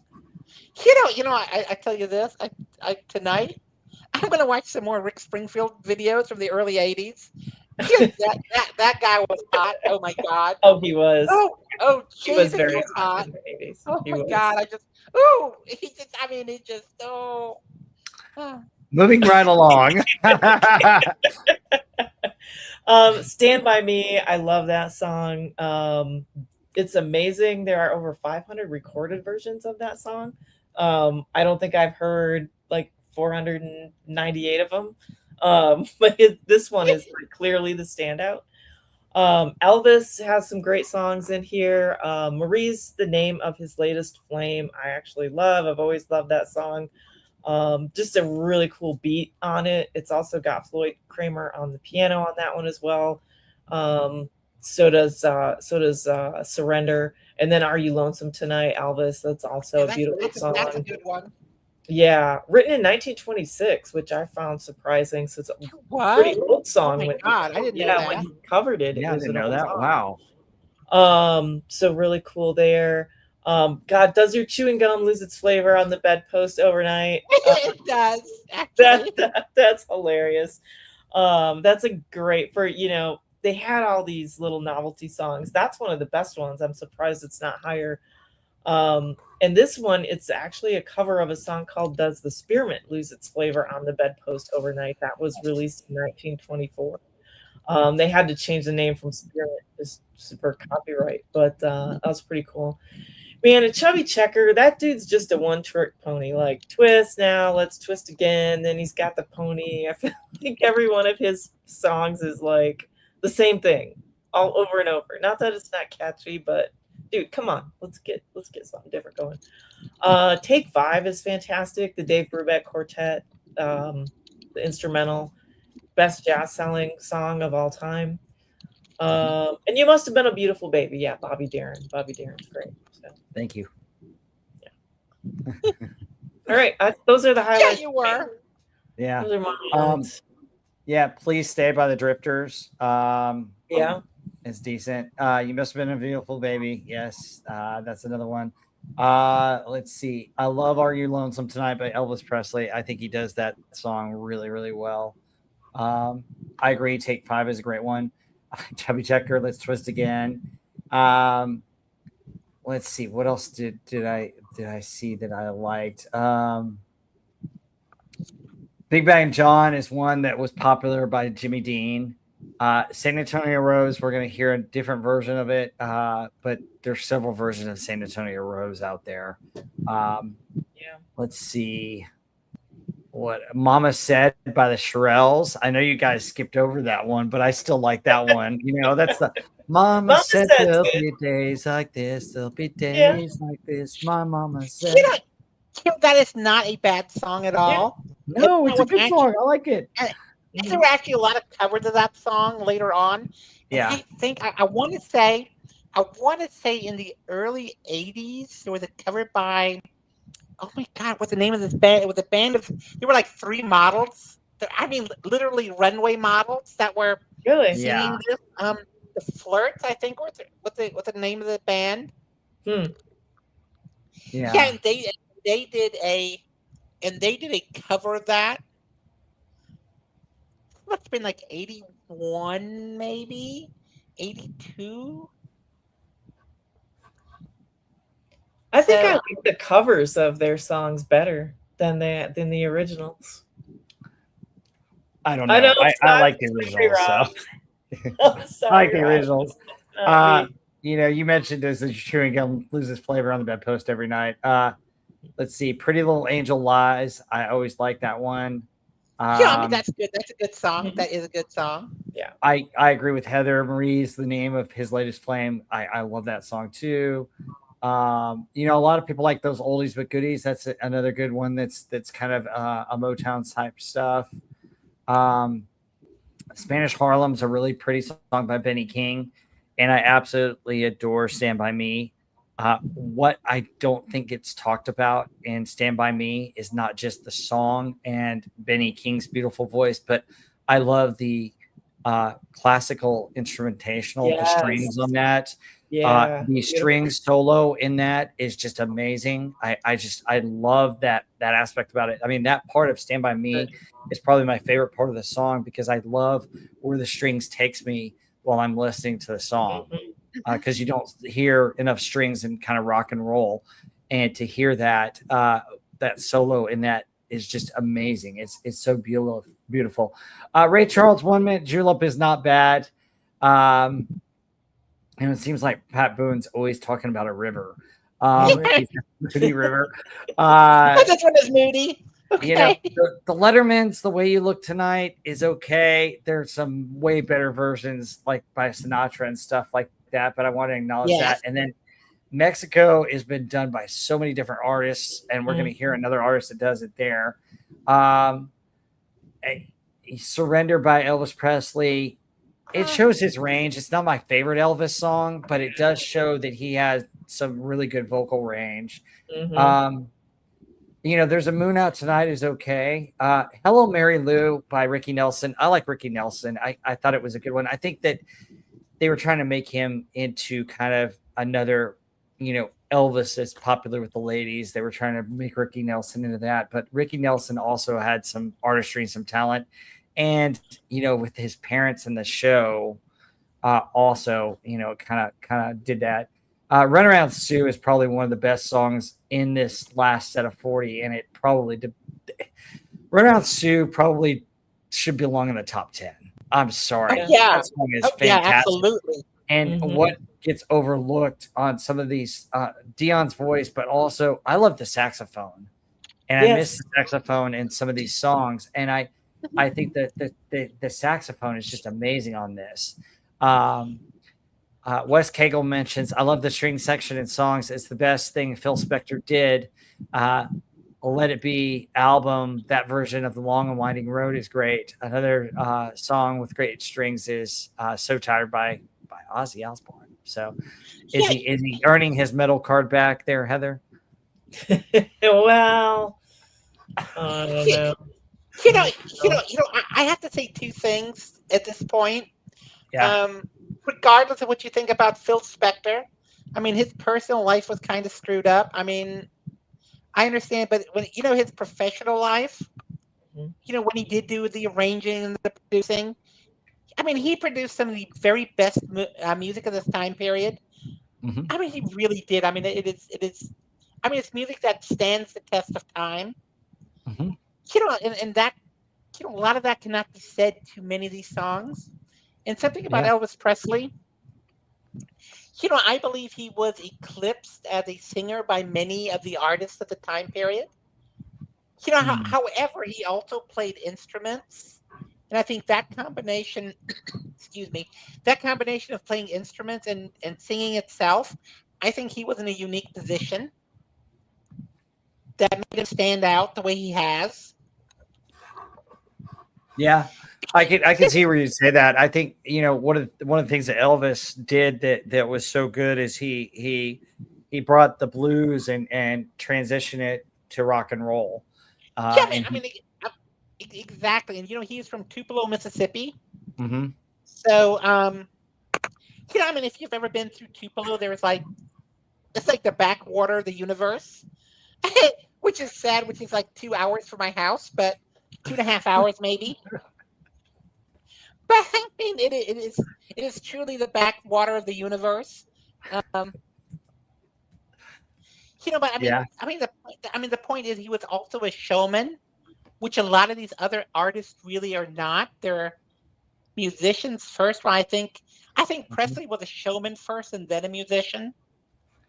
And I think that may Possibly. have been it. Great. I guess He's a great growing up, entertainer, but his voice is fantastic. He has far more range than a lot of these people because his low, like he can sing low and hit a lot of the high notes that a lot of these singers are purely much higher. Yeah, I don't know. I think his vocal range is better than a lot of these singers. They're just they're never hitting low the way he does. And the performance. I mean, his performance is really what I think made him known. Yeah. Yeah, but I think he really hit his stride much well after this in, say, the late 60s, early 70s, before he like really ballooned. Yeah. But also, real quick. Oh, go ahead. Yeah, I mean, if you really want to hear, I think Elvis Presley at his best would be the 1968 comeback special.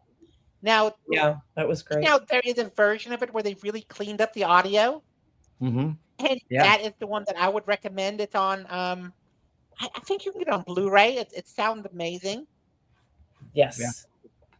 Yeah. Oh, yeah. I would agree. Yeah, that's an amazing album. Phil Spector, who he's married to, right?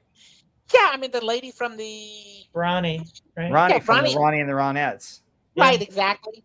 Oh, and that was a huge scandal because I mean she's a black lady, so that was a huge scandal. But I mean it's a time period. Yeah. And the funny thing is, which the Colonel didn't know, and that's actually in Elvis's biography.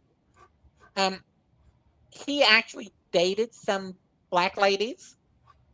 I didn't know that. Yeah, he dated black ladies before he went into the army. Oh, interesting. Interesting. So that was that was kept hush, hush, hush. Oh, I'm sure for the time. Yeah, absolutely. All right. Anything else on these last set of 60? Mm-mm. All right. Are we going to like this top 10? Is it going to match the top 10 that we've loved, or is it going to go back to the pattern of top 10s that were, oh my goodness, why is this song in the top 10? Find out more in a minute.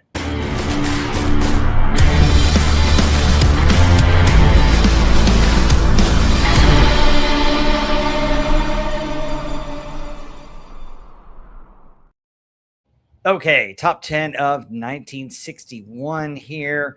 And poor Joe Dowell, he talks about his wooden heart at number 10. D. Clark sings about raindrops at number 9. The String-Alongs have a song called Wheels. Chubby Checker says it's pony time.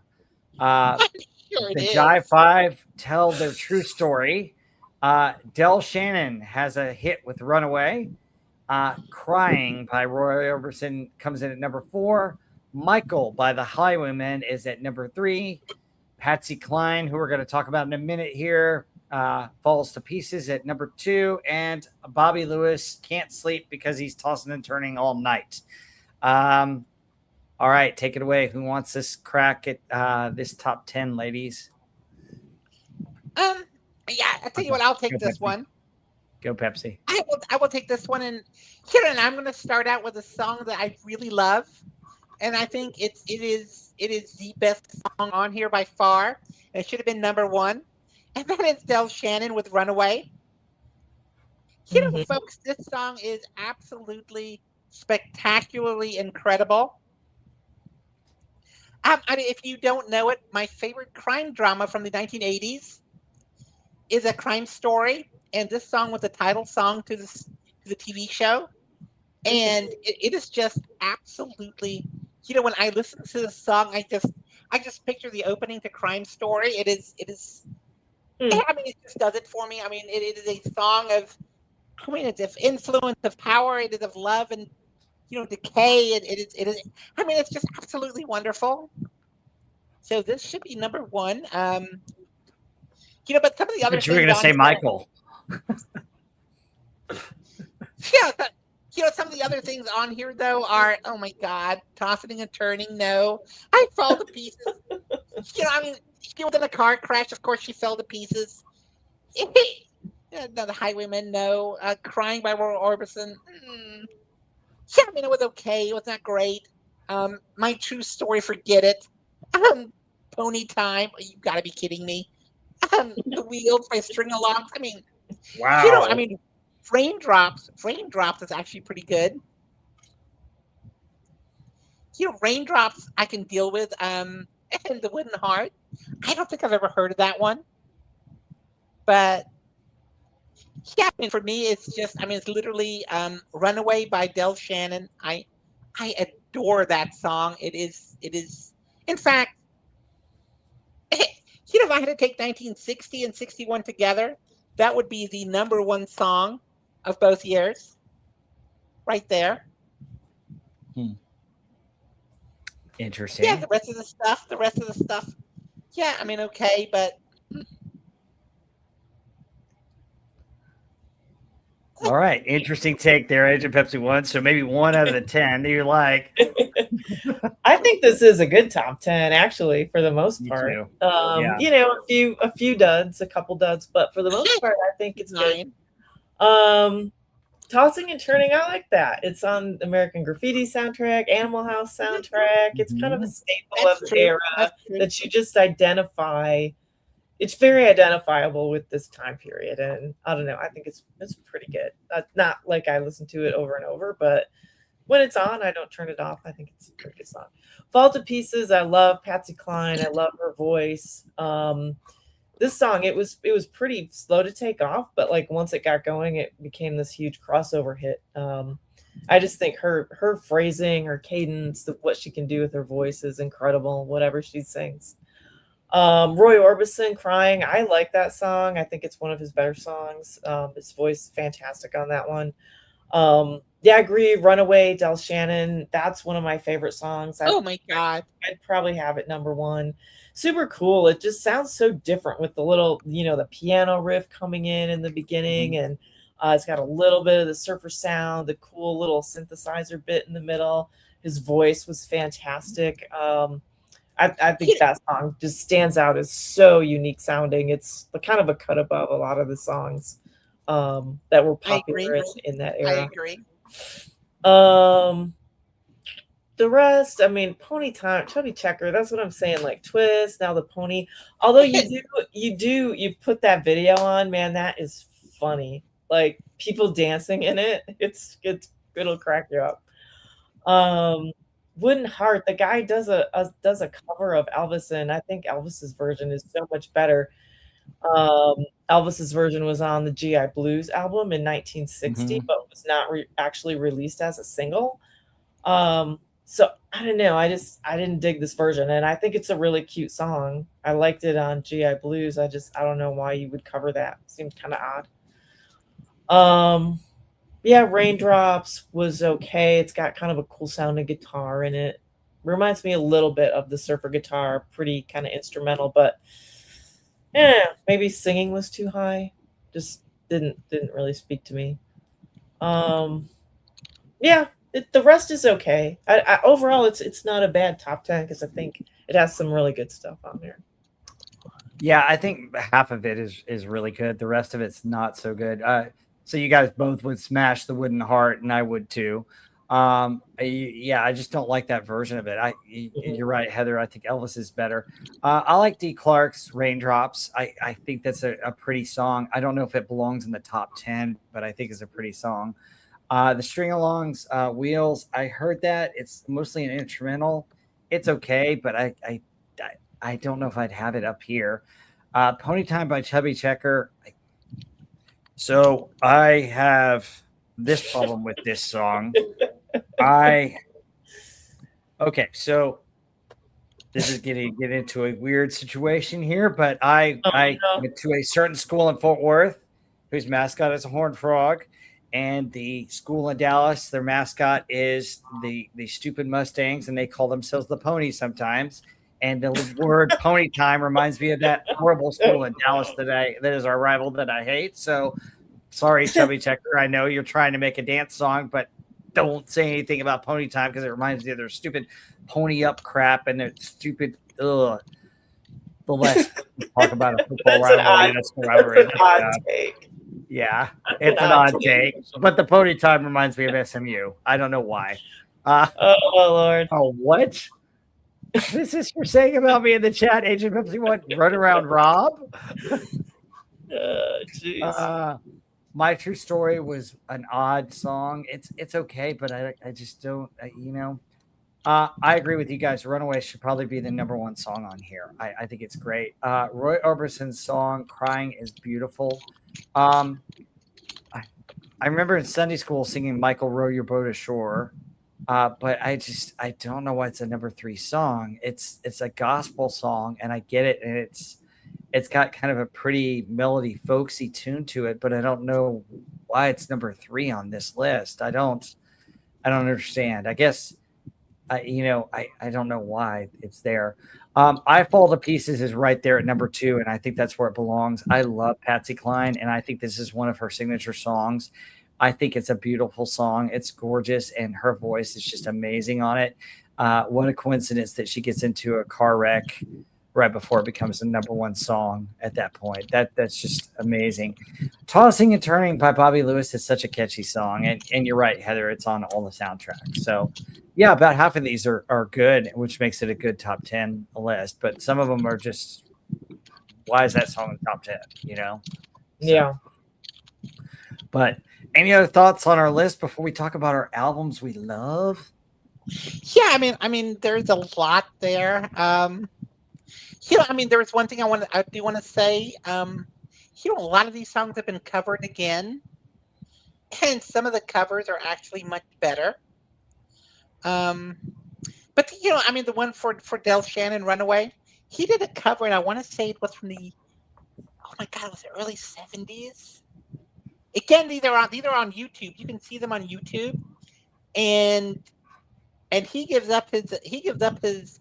Originally he played this thing with an acoustic guitar that was mic'd, and he gives it up for an electric guitar, and it's a much heavier cover he plays, and it was on a variety TV show. This is like 71, maybe 72. I think that cover, for me, that's even better than the early 61. Really? Interesting. Oh God, it sounds amazing. And Frigid Pink did a cover of this one too. I love Frigid Pink. They're pretty cool. God, they were heavy though. Oh my God, were they heavy? Yeah, they're awesome sounding. They are. House of the Rising Sun. Yep. Jesus Almighty. I don't know. I still like Eric Burton Animals version of House of the Rising Sun, and we'll get to that sometime in the 1960s. So, there was an even better one by what's it called? Santa Esmeralda, the 22-minute version. Yeah, like 78. Had this 5-minute long disco instrumental in the middle of it. Whoa, that's interesting. Rob, all I can tell you, get yourself some wine. I don't drink anymore, so I can't. Get yourself some wine, have a buzz going. After like half a bottle or something, and then listen to this song like really loud in a dark room. It is amazing. So interesting. Wow. That's some interesting advice, Agent Pepsi One. Wine in a dark room, listening to a loud song. Yeah, when you're buzzed. Yeah, you gotta have consume a lot of the wine before you do that. Yeah, right? Exactly. Then it has to be loud. It has to be really, really, really loud. So wow. So Agent Pepsi One wants me to have an interesting experience, huh? I'll get back to you, I'm Agent always Pepsi One, if I do that. But Do it and report back. I'm on your side. I'm on your side, right? I know you're on my side. I saw the sweet thing you said about me. Thank you so much. There we go. So Wes Cagel's the one that called me Run Around Rob in the chat. Is that what happened here? He did. Wes Cagel. That's a good one. Run Around Rob. Far from it. Although there are some interesting stories I could tell you about this past weekend, but we're not going to go there. So. Yeah. All right. Anything else about top 10? Nope. All right. Let's wrap it up and talk about an album we love. Patsy Cline here. And I don't have a transition for albums we love as of yet. What? Oh, sorry. I don't love this one, but you don't? Love any Patsy Cline. No, I hate Patsy Cline. How come? Why do you hate Patsy Cline? Okay. Hate's a bad word. Hate's a bad word. I just don't like her music. I don't know Patsy Cline to hate her. I mean, I just don't like her music. Really? Oh my god. I don't like her music. It's just no. Where's the buzzer?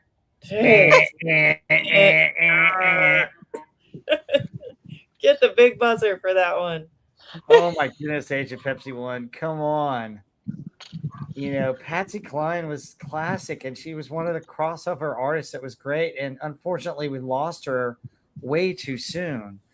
Yeah, I mean, that's true. Yeah. Her voice is fantastic. She's one of my favorite female singers, if not the favorite. Her voice is phenomenal. You know, I mean, please don't misunderstand me. I mean, she's a wonderful artist. She's a beautiful singer. I mean, she's incredibly talented. It's just not my style of music. That's all I'm saying. I mean, that's all I'm saying. Absolutely. All right, so let's talk about the facts real quick, and then we'll get into the songs, folks. So recording began in November of 1960 at the Bradley Film and Recording Studios in Nashville, Tennessee, over 5 sessions ending in August of 1961. Showcase was the first set of sessions after Cline's near death in a car crash in 1961, which is just if you know about her life, you know, that car crash, near death, and then you know what happened later on. I mean, it's just like she had brushes, and it's kind of crazy. The recordings teamed her up with the Jordanaires, who also recorded along Cline's 1962 album Decca. The legendary country producer Owen Bradley produced the album. Bradley helped smooth Cline's sound to develop her own style of the Nashville sound. And the Jordanaires were a popular backing band, especially in Nashville and especially in the country scene. And then Cline recorded remakes of 1957 hits off her first album, Walking After Midnight and A Poor Man's Roses or A Rich Man's Gold. So we're going to get into these songs. Heather, do you want to talk about the first song, which we've already mentioned a little bit about, I Fall to Pieces? Sure. I Fall to Pieces was Cline's first #1 hit on the Billboard Country Chart, and it also reached the top 15 on the Pop Top 100 in 1961. She was initially reluctant to record I Fall to Pieces and believed its production, produced by Owen Bradley, lacked enough country instrumentation for her liking. Eventually, Cline recorded the song upon encouragement from her producer. After being released, I Fall to Pieces did not receive initial airplay. However, through targeted promotional efforts, the song was brought to the attention of several disc jockeys, I think that's another word for payola, who began playing the track. As the song ascended to the top of the country charts, Cline was injured in a near-fatal car accident, and when the song reached its peak positions, she was recovering from her injuries in the hospital and was unable to perform the track for several months. I Fall to Pieces has since been considered a country music standard. Interesting, because it wasn't considered super country when it was recorded.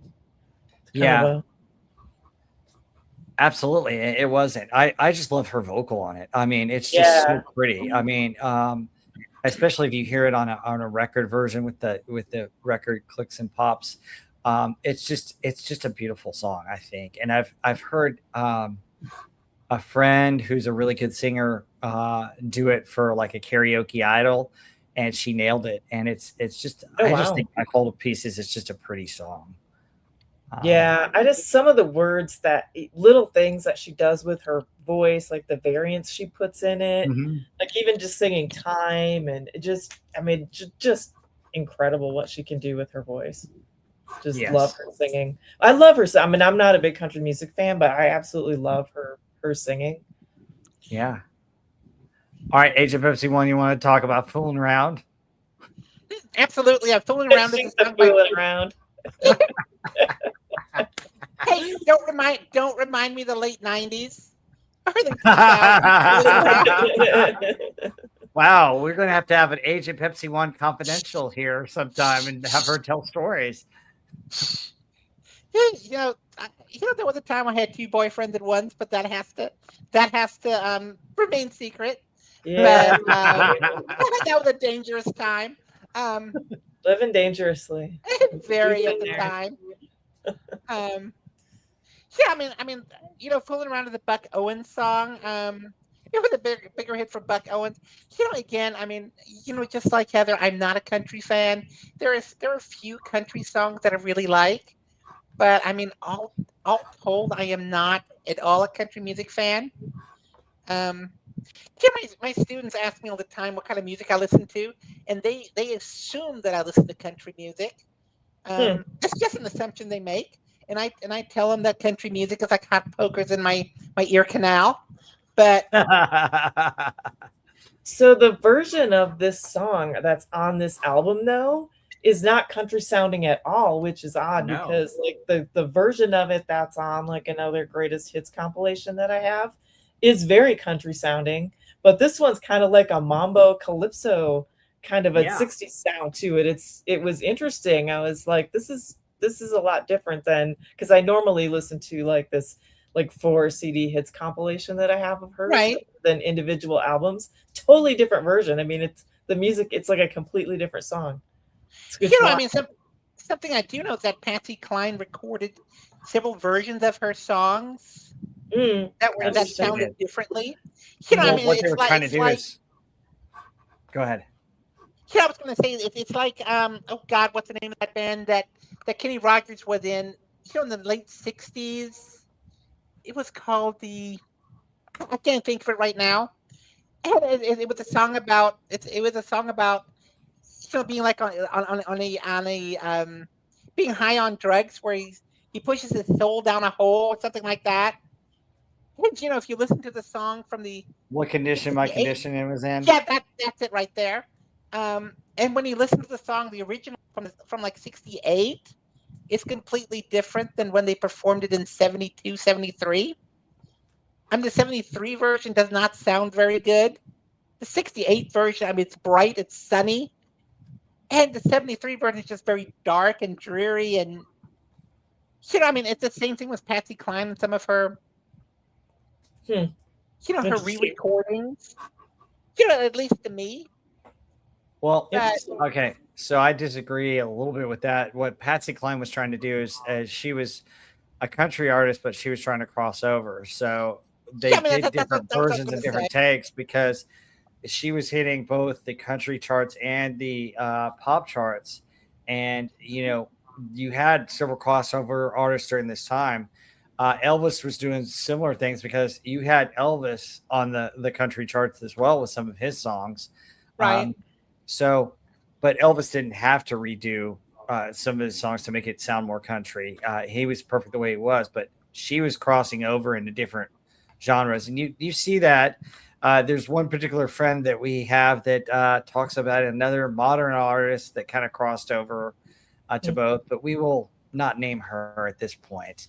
Um, but that's why I think you get different versions of her songs because I think they were trying to appeal to a country artist for some of her stuff and then to more of a pop artist because I think had she lived, she might have gone down the pop road and gone Right. away Yeah. from country as Yeah. well. I think Probably. that's where they were going with some of this because this album was a big album for her because the other thing is her popular music was in 1957. It had been 4 years, and she tried it with some other stuff that hadn't been as successful. And with at this time period, you had, your companies, you've got to turn out hit albums one after the other, or you don't make it. So I think that's what makes this album so unique, is because it appealed to both the pop and the country charts within one album, and she was releasing singles from this album as well. Yeah, but there's other things that go in that as well. Yeah, go ahead. With you. Yeah. I agree with you, and that's exactly what I was going to get at. Is that she was trying to be a crossover artist, and I agree with you. She would probably have gone down the pop road. Other than Kenny Rogers went down the country road. Later on in his career, but yeah, there's other things that go in there, but the pop sound from 1957 is not exactly the pop sound from 1965, maybe. Obviously. But I think this is just it. And I think, if you're right about the record companies, they wanted one, hit record after the other. Yep. But can you really have that? In addition, you had to look the part. Look at those covers you have. You have of Patsy Cline. Let's face it. She's a very pretty woman. Yes, she is. If she hadn't been as appealing, aesthetically, would the record companies have even put her up there? Or like Ronnie Spector, another very pretty woman. Patsy's voice though is phenomenal. Yeah, she would have been a singer either way. Like she would have been a recording artist. Maybe so. But would they have pushed her the way they did? And that's what I'm getting. Most pop singers have to be somewhat attractive. That's kind of a given. Unfortunately, that's why we ended up with Milli Vanilli. Because the guys who could sing were not attractive, and unfortunately, that's kind of the way the world is. But I think her voice is so fantastic. I think she probably would have been a singer regardless. Yeah. Okay. I agree with that. I do agree with that. But I also think men can get away with more than women can when it comes to the aesthetics. I would agree with that. Yeah, I think we can. Look at the heavy metal bands. Look at the heavy metal bands. Most of those guys are not very attractive. Well, some are. Some are very, but most are not very attractive. Because a lot of the metal stuff appeals to men, right? Like that's its main audience is men. So they don't care if the guys are attractive or not. Oh, they don't. No, we don't. But like my husband, he really liked Lita Ford in the 80s. Yeah. And, he will admit he said the reason that he bought the Lita Ford records and stuff is because she looked hot. Right. Yeah. Okay. Yeah, that does factor into it. But hey, Age of Pepsi 1, let's move on to the next song. The Wayward Wind, first recorded by American singer Gogi Grant in 1955. Why am I getting the ones that are hard to pronounce? Good Lord.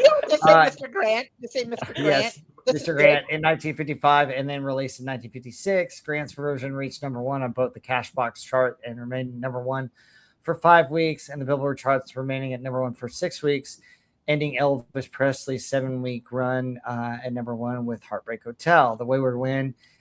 This title is a metaphor for wanderlust, which is an irrepressible urge to travel and explore.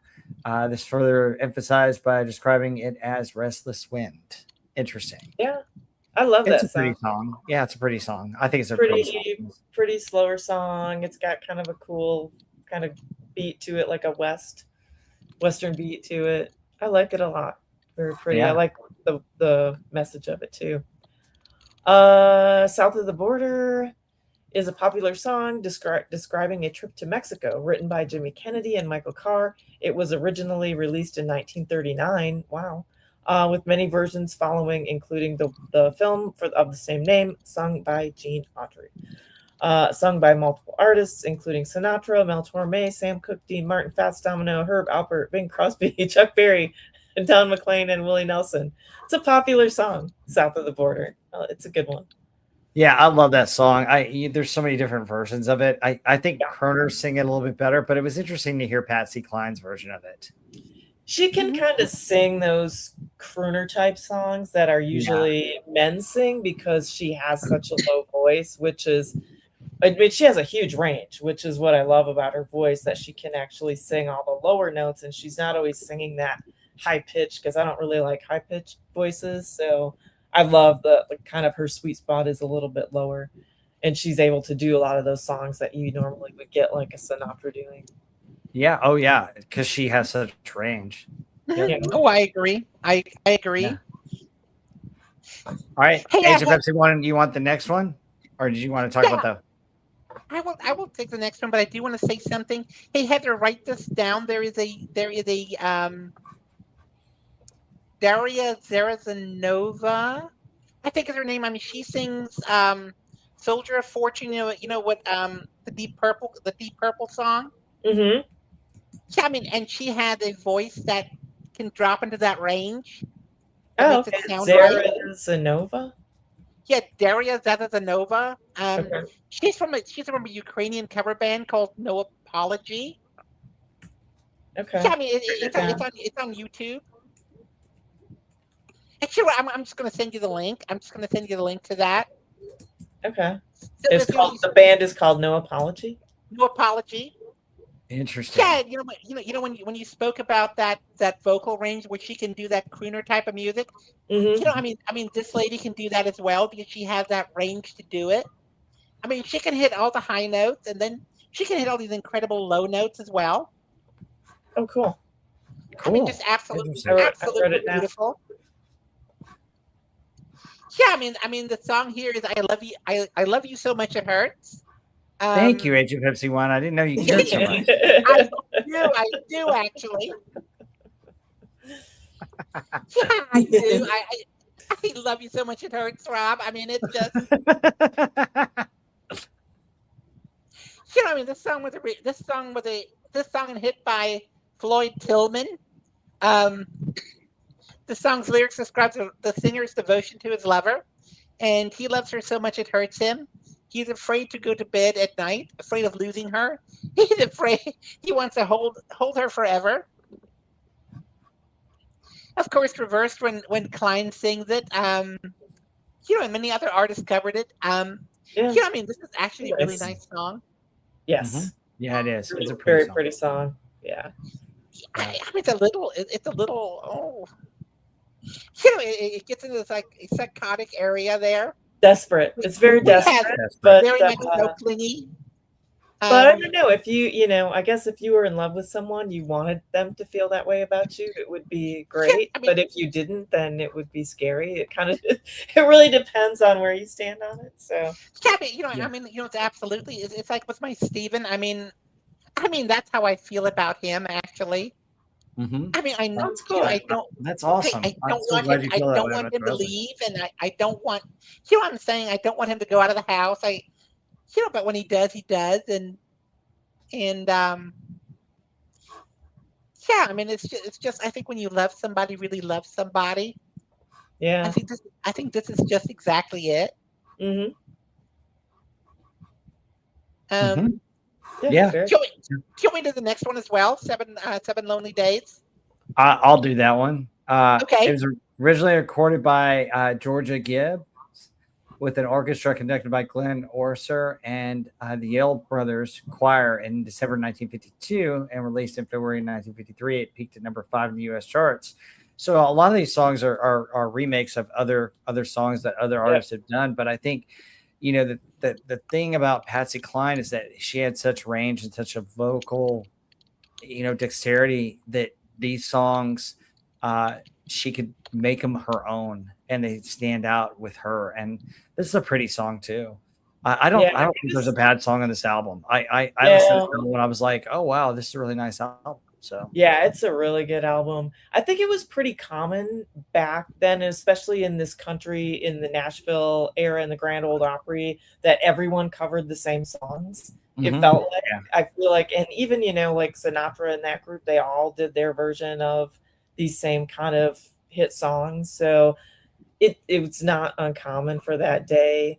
And yeah, she gives her own kind of take it that's unique. It doesn't sound like it's just a cover. And I actually love this song, Seven Lonely Days, which is surprising because it's very countryish sounding. And it kind of also even has like a little yodel to it a little bit.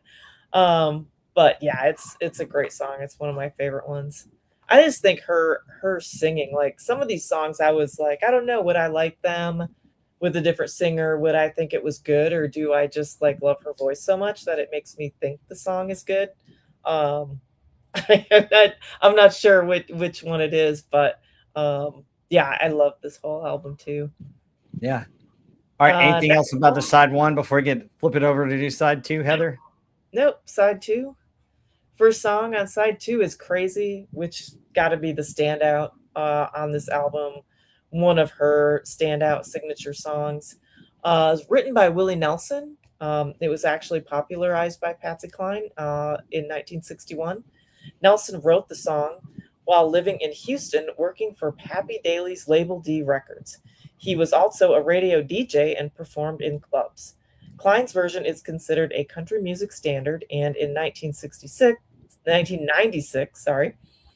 became the all-time most played song in jukeboxes in the United States. Wow, that's shocking. Yeah, pretty cool.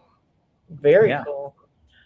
Crazy was covered by many artists. Different versions reached the charts in a variety of genres. The song was featured in television shows, while many publications have included it in their all-time best songs list. The Library of Congress inducted Klein's version into the National Recordings Registry in 2003. All well-deserved. I mean, the song is fantastic. Always been one of my favorites. Oh, it's a pretty song. It is. I like it. I just love her vocal range on it. When Willie Nelson has sung it in concert, he just can't do it justice, even though he wrote it. No, he can't. He's a fabulous songwriter, but his singing voice is just not up to it. Yeah. The honky tonkish kind of piano sound on it is just so cool.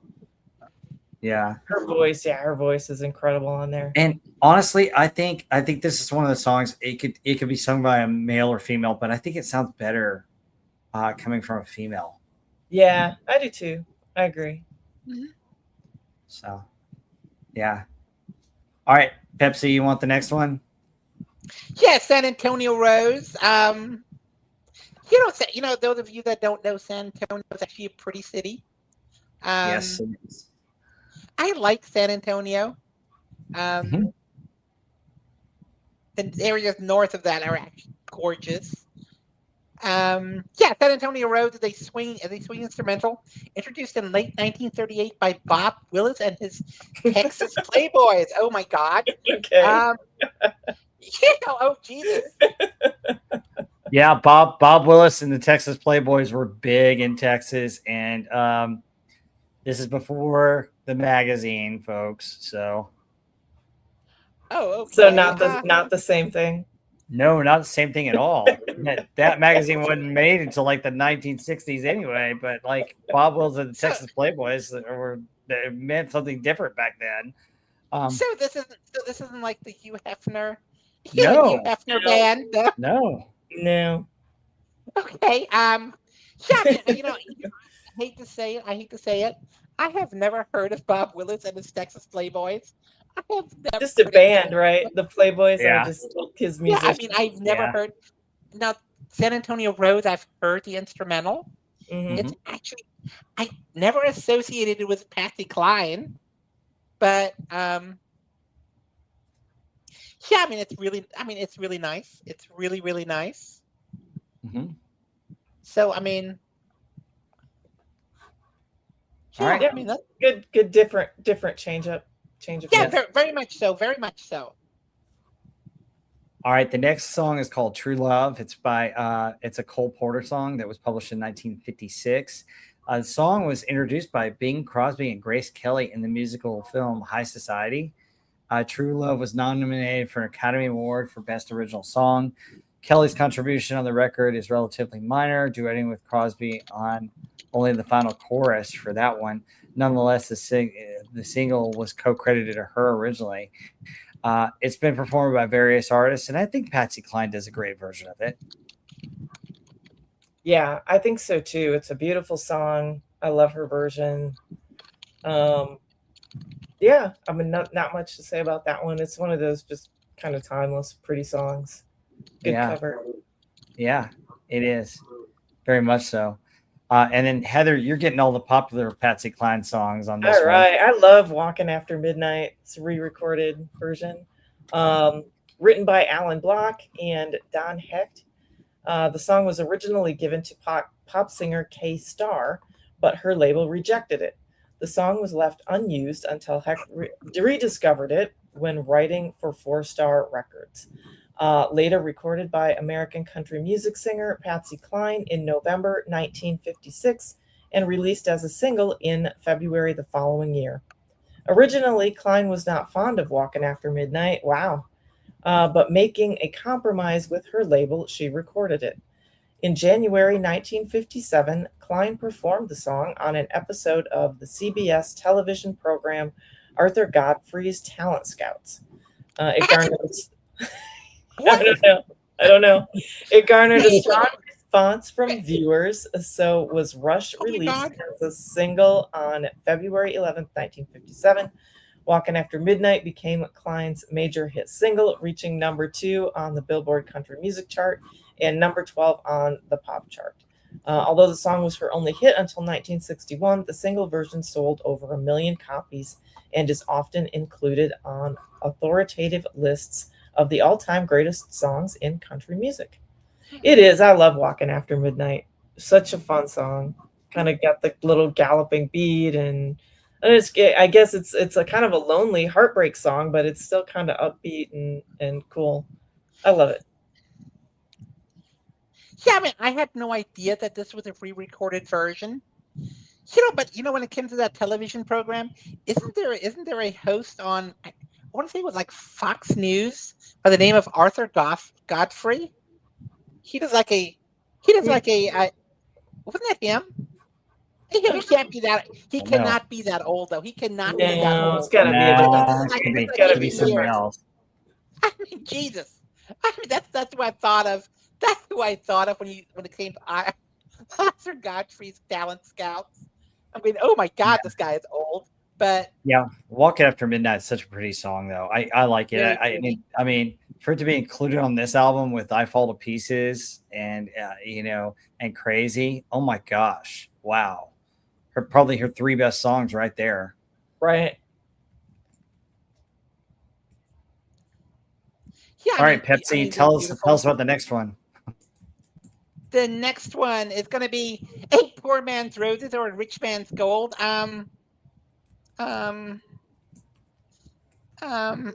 I mean, okay, if I had to decide, I think I'd rather have the roses, actually.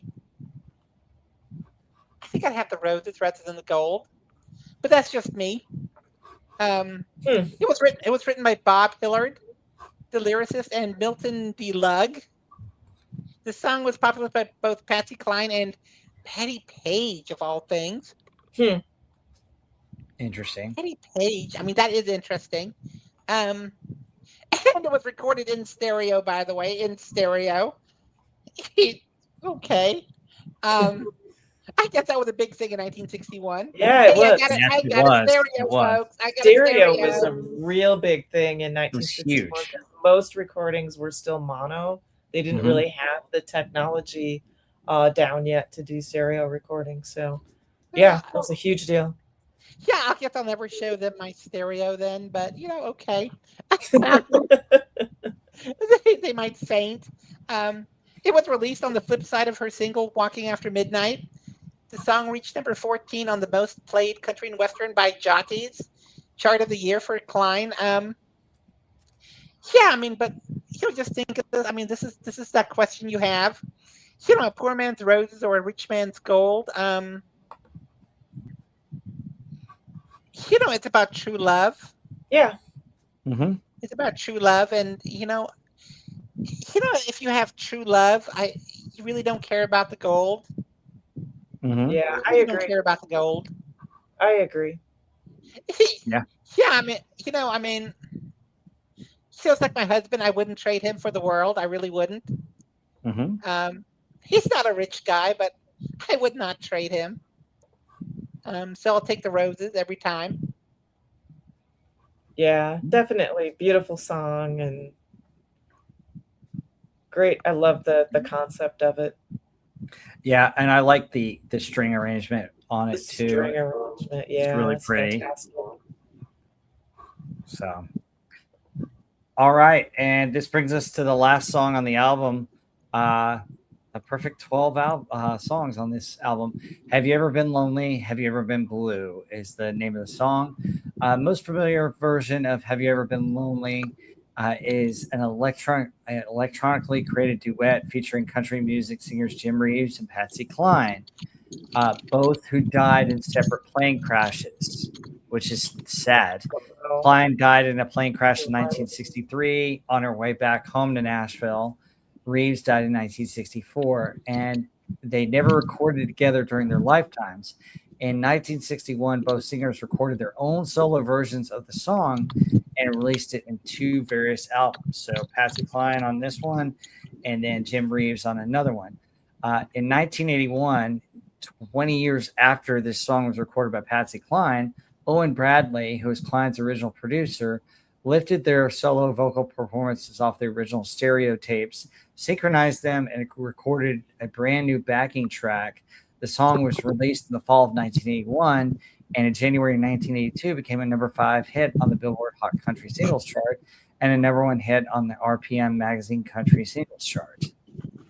So interesting. It's a pretty song, but I'll have to go back and listen to Jim Reeves and Patsy Cline's version from the 80s that was mixed together. I think that's unique, and it's something that they probably could do several of these songs that were done by different artists. So yeah, no, that's really cool when they're able to do that kind of stuff. I need to go check that out too, because I don't remember.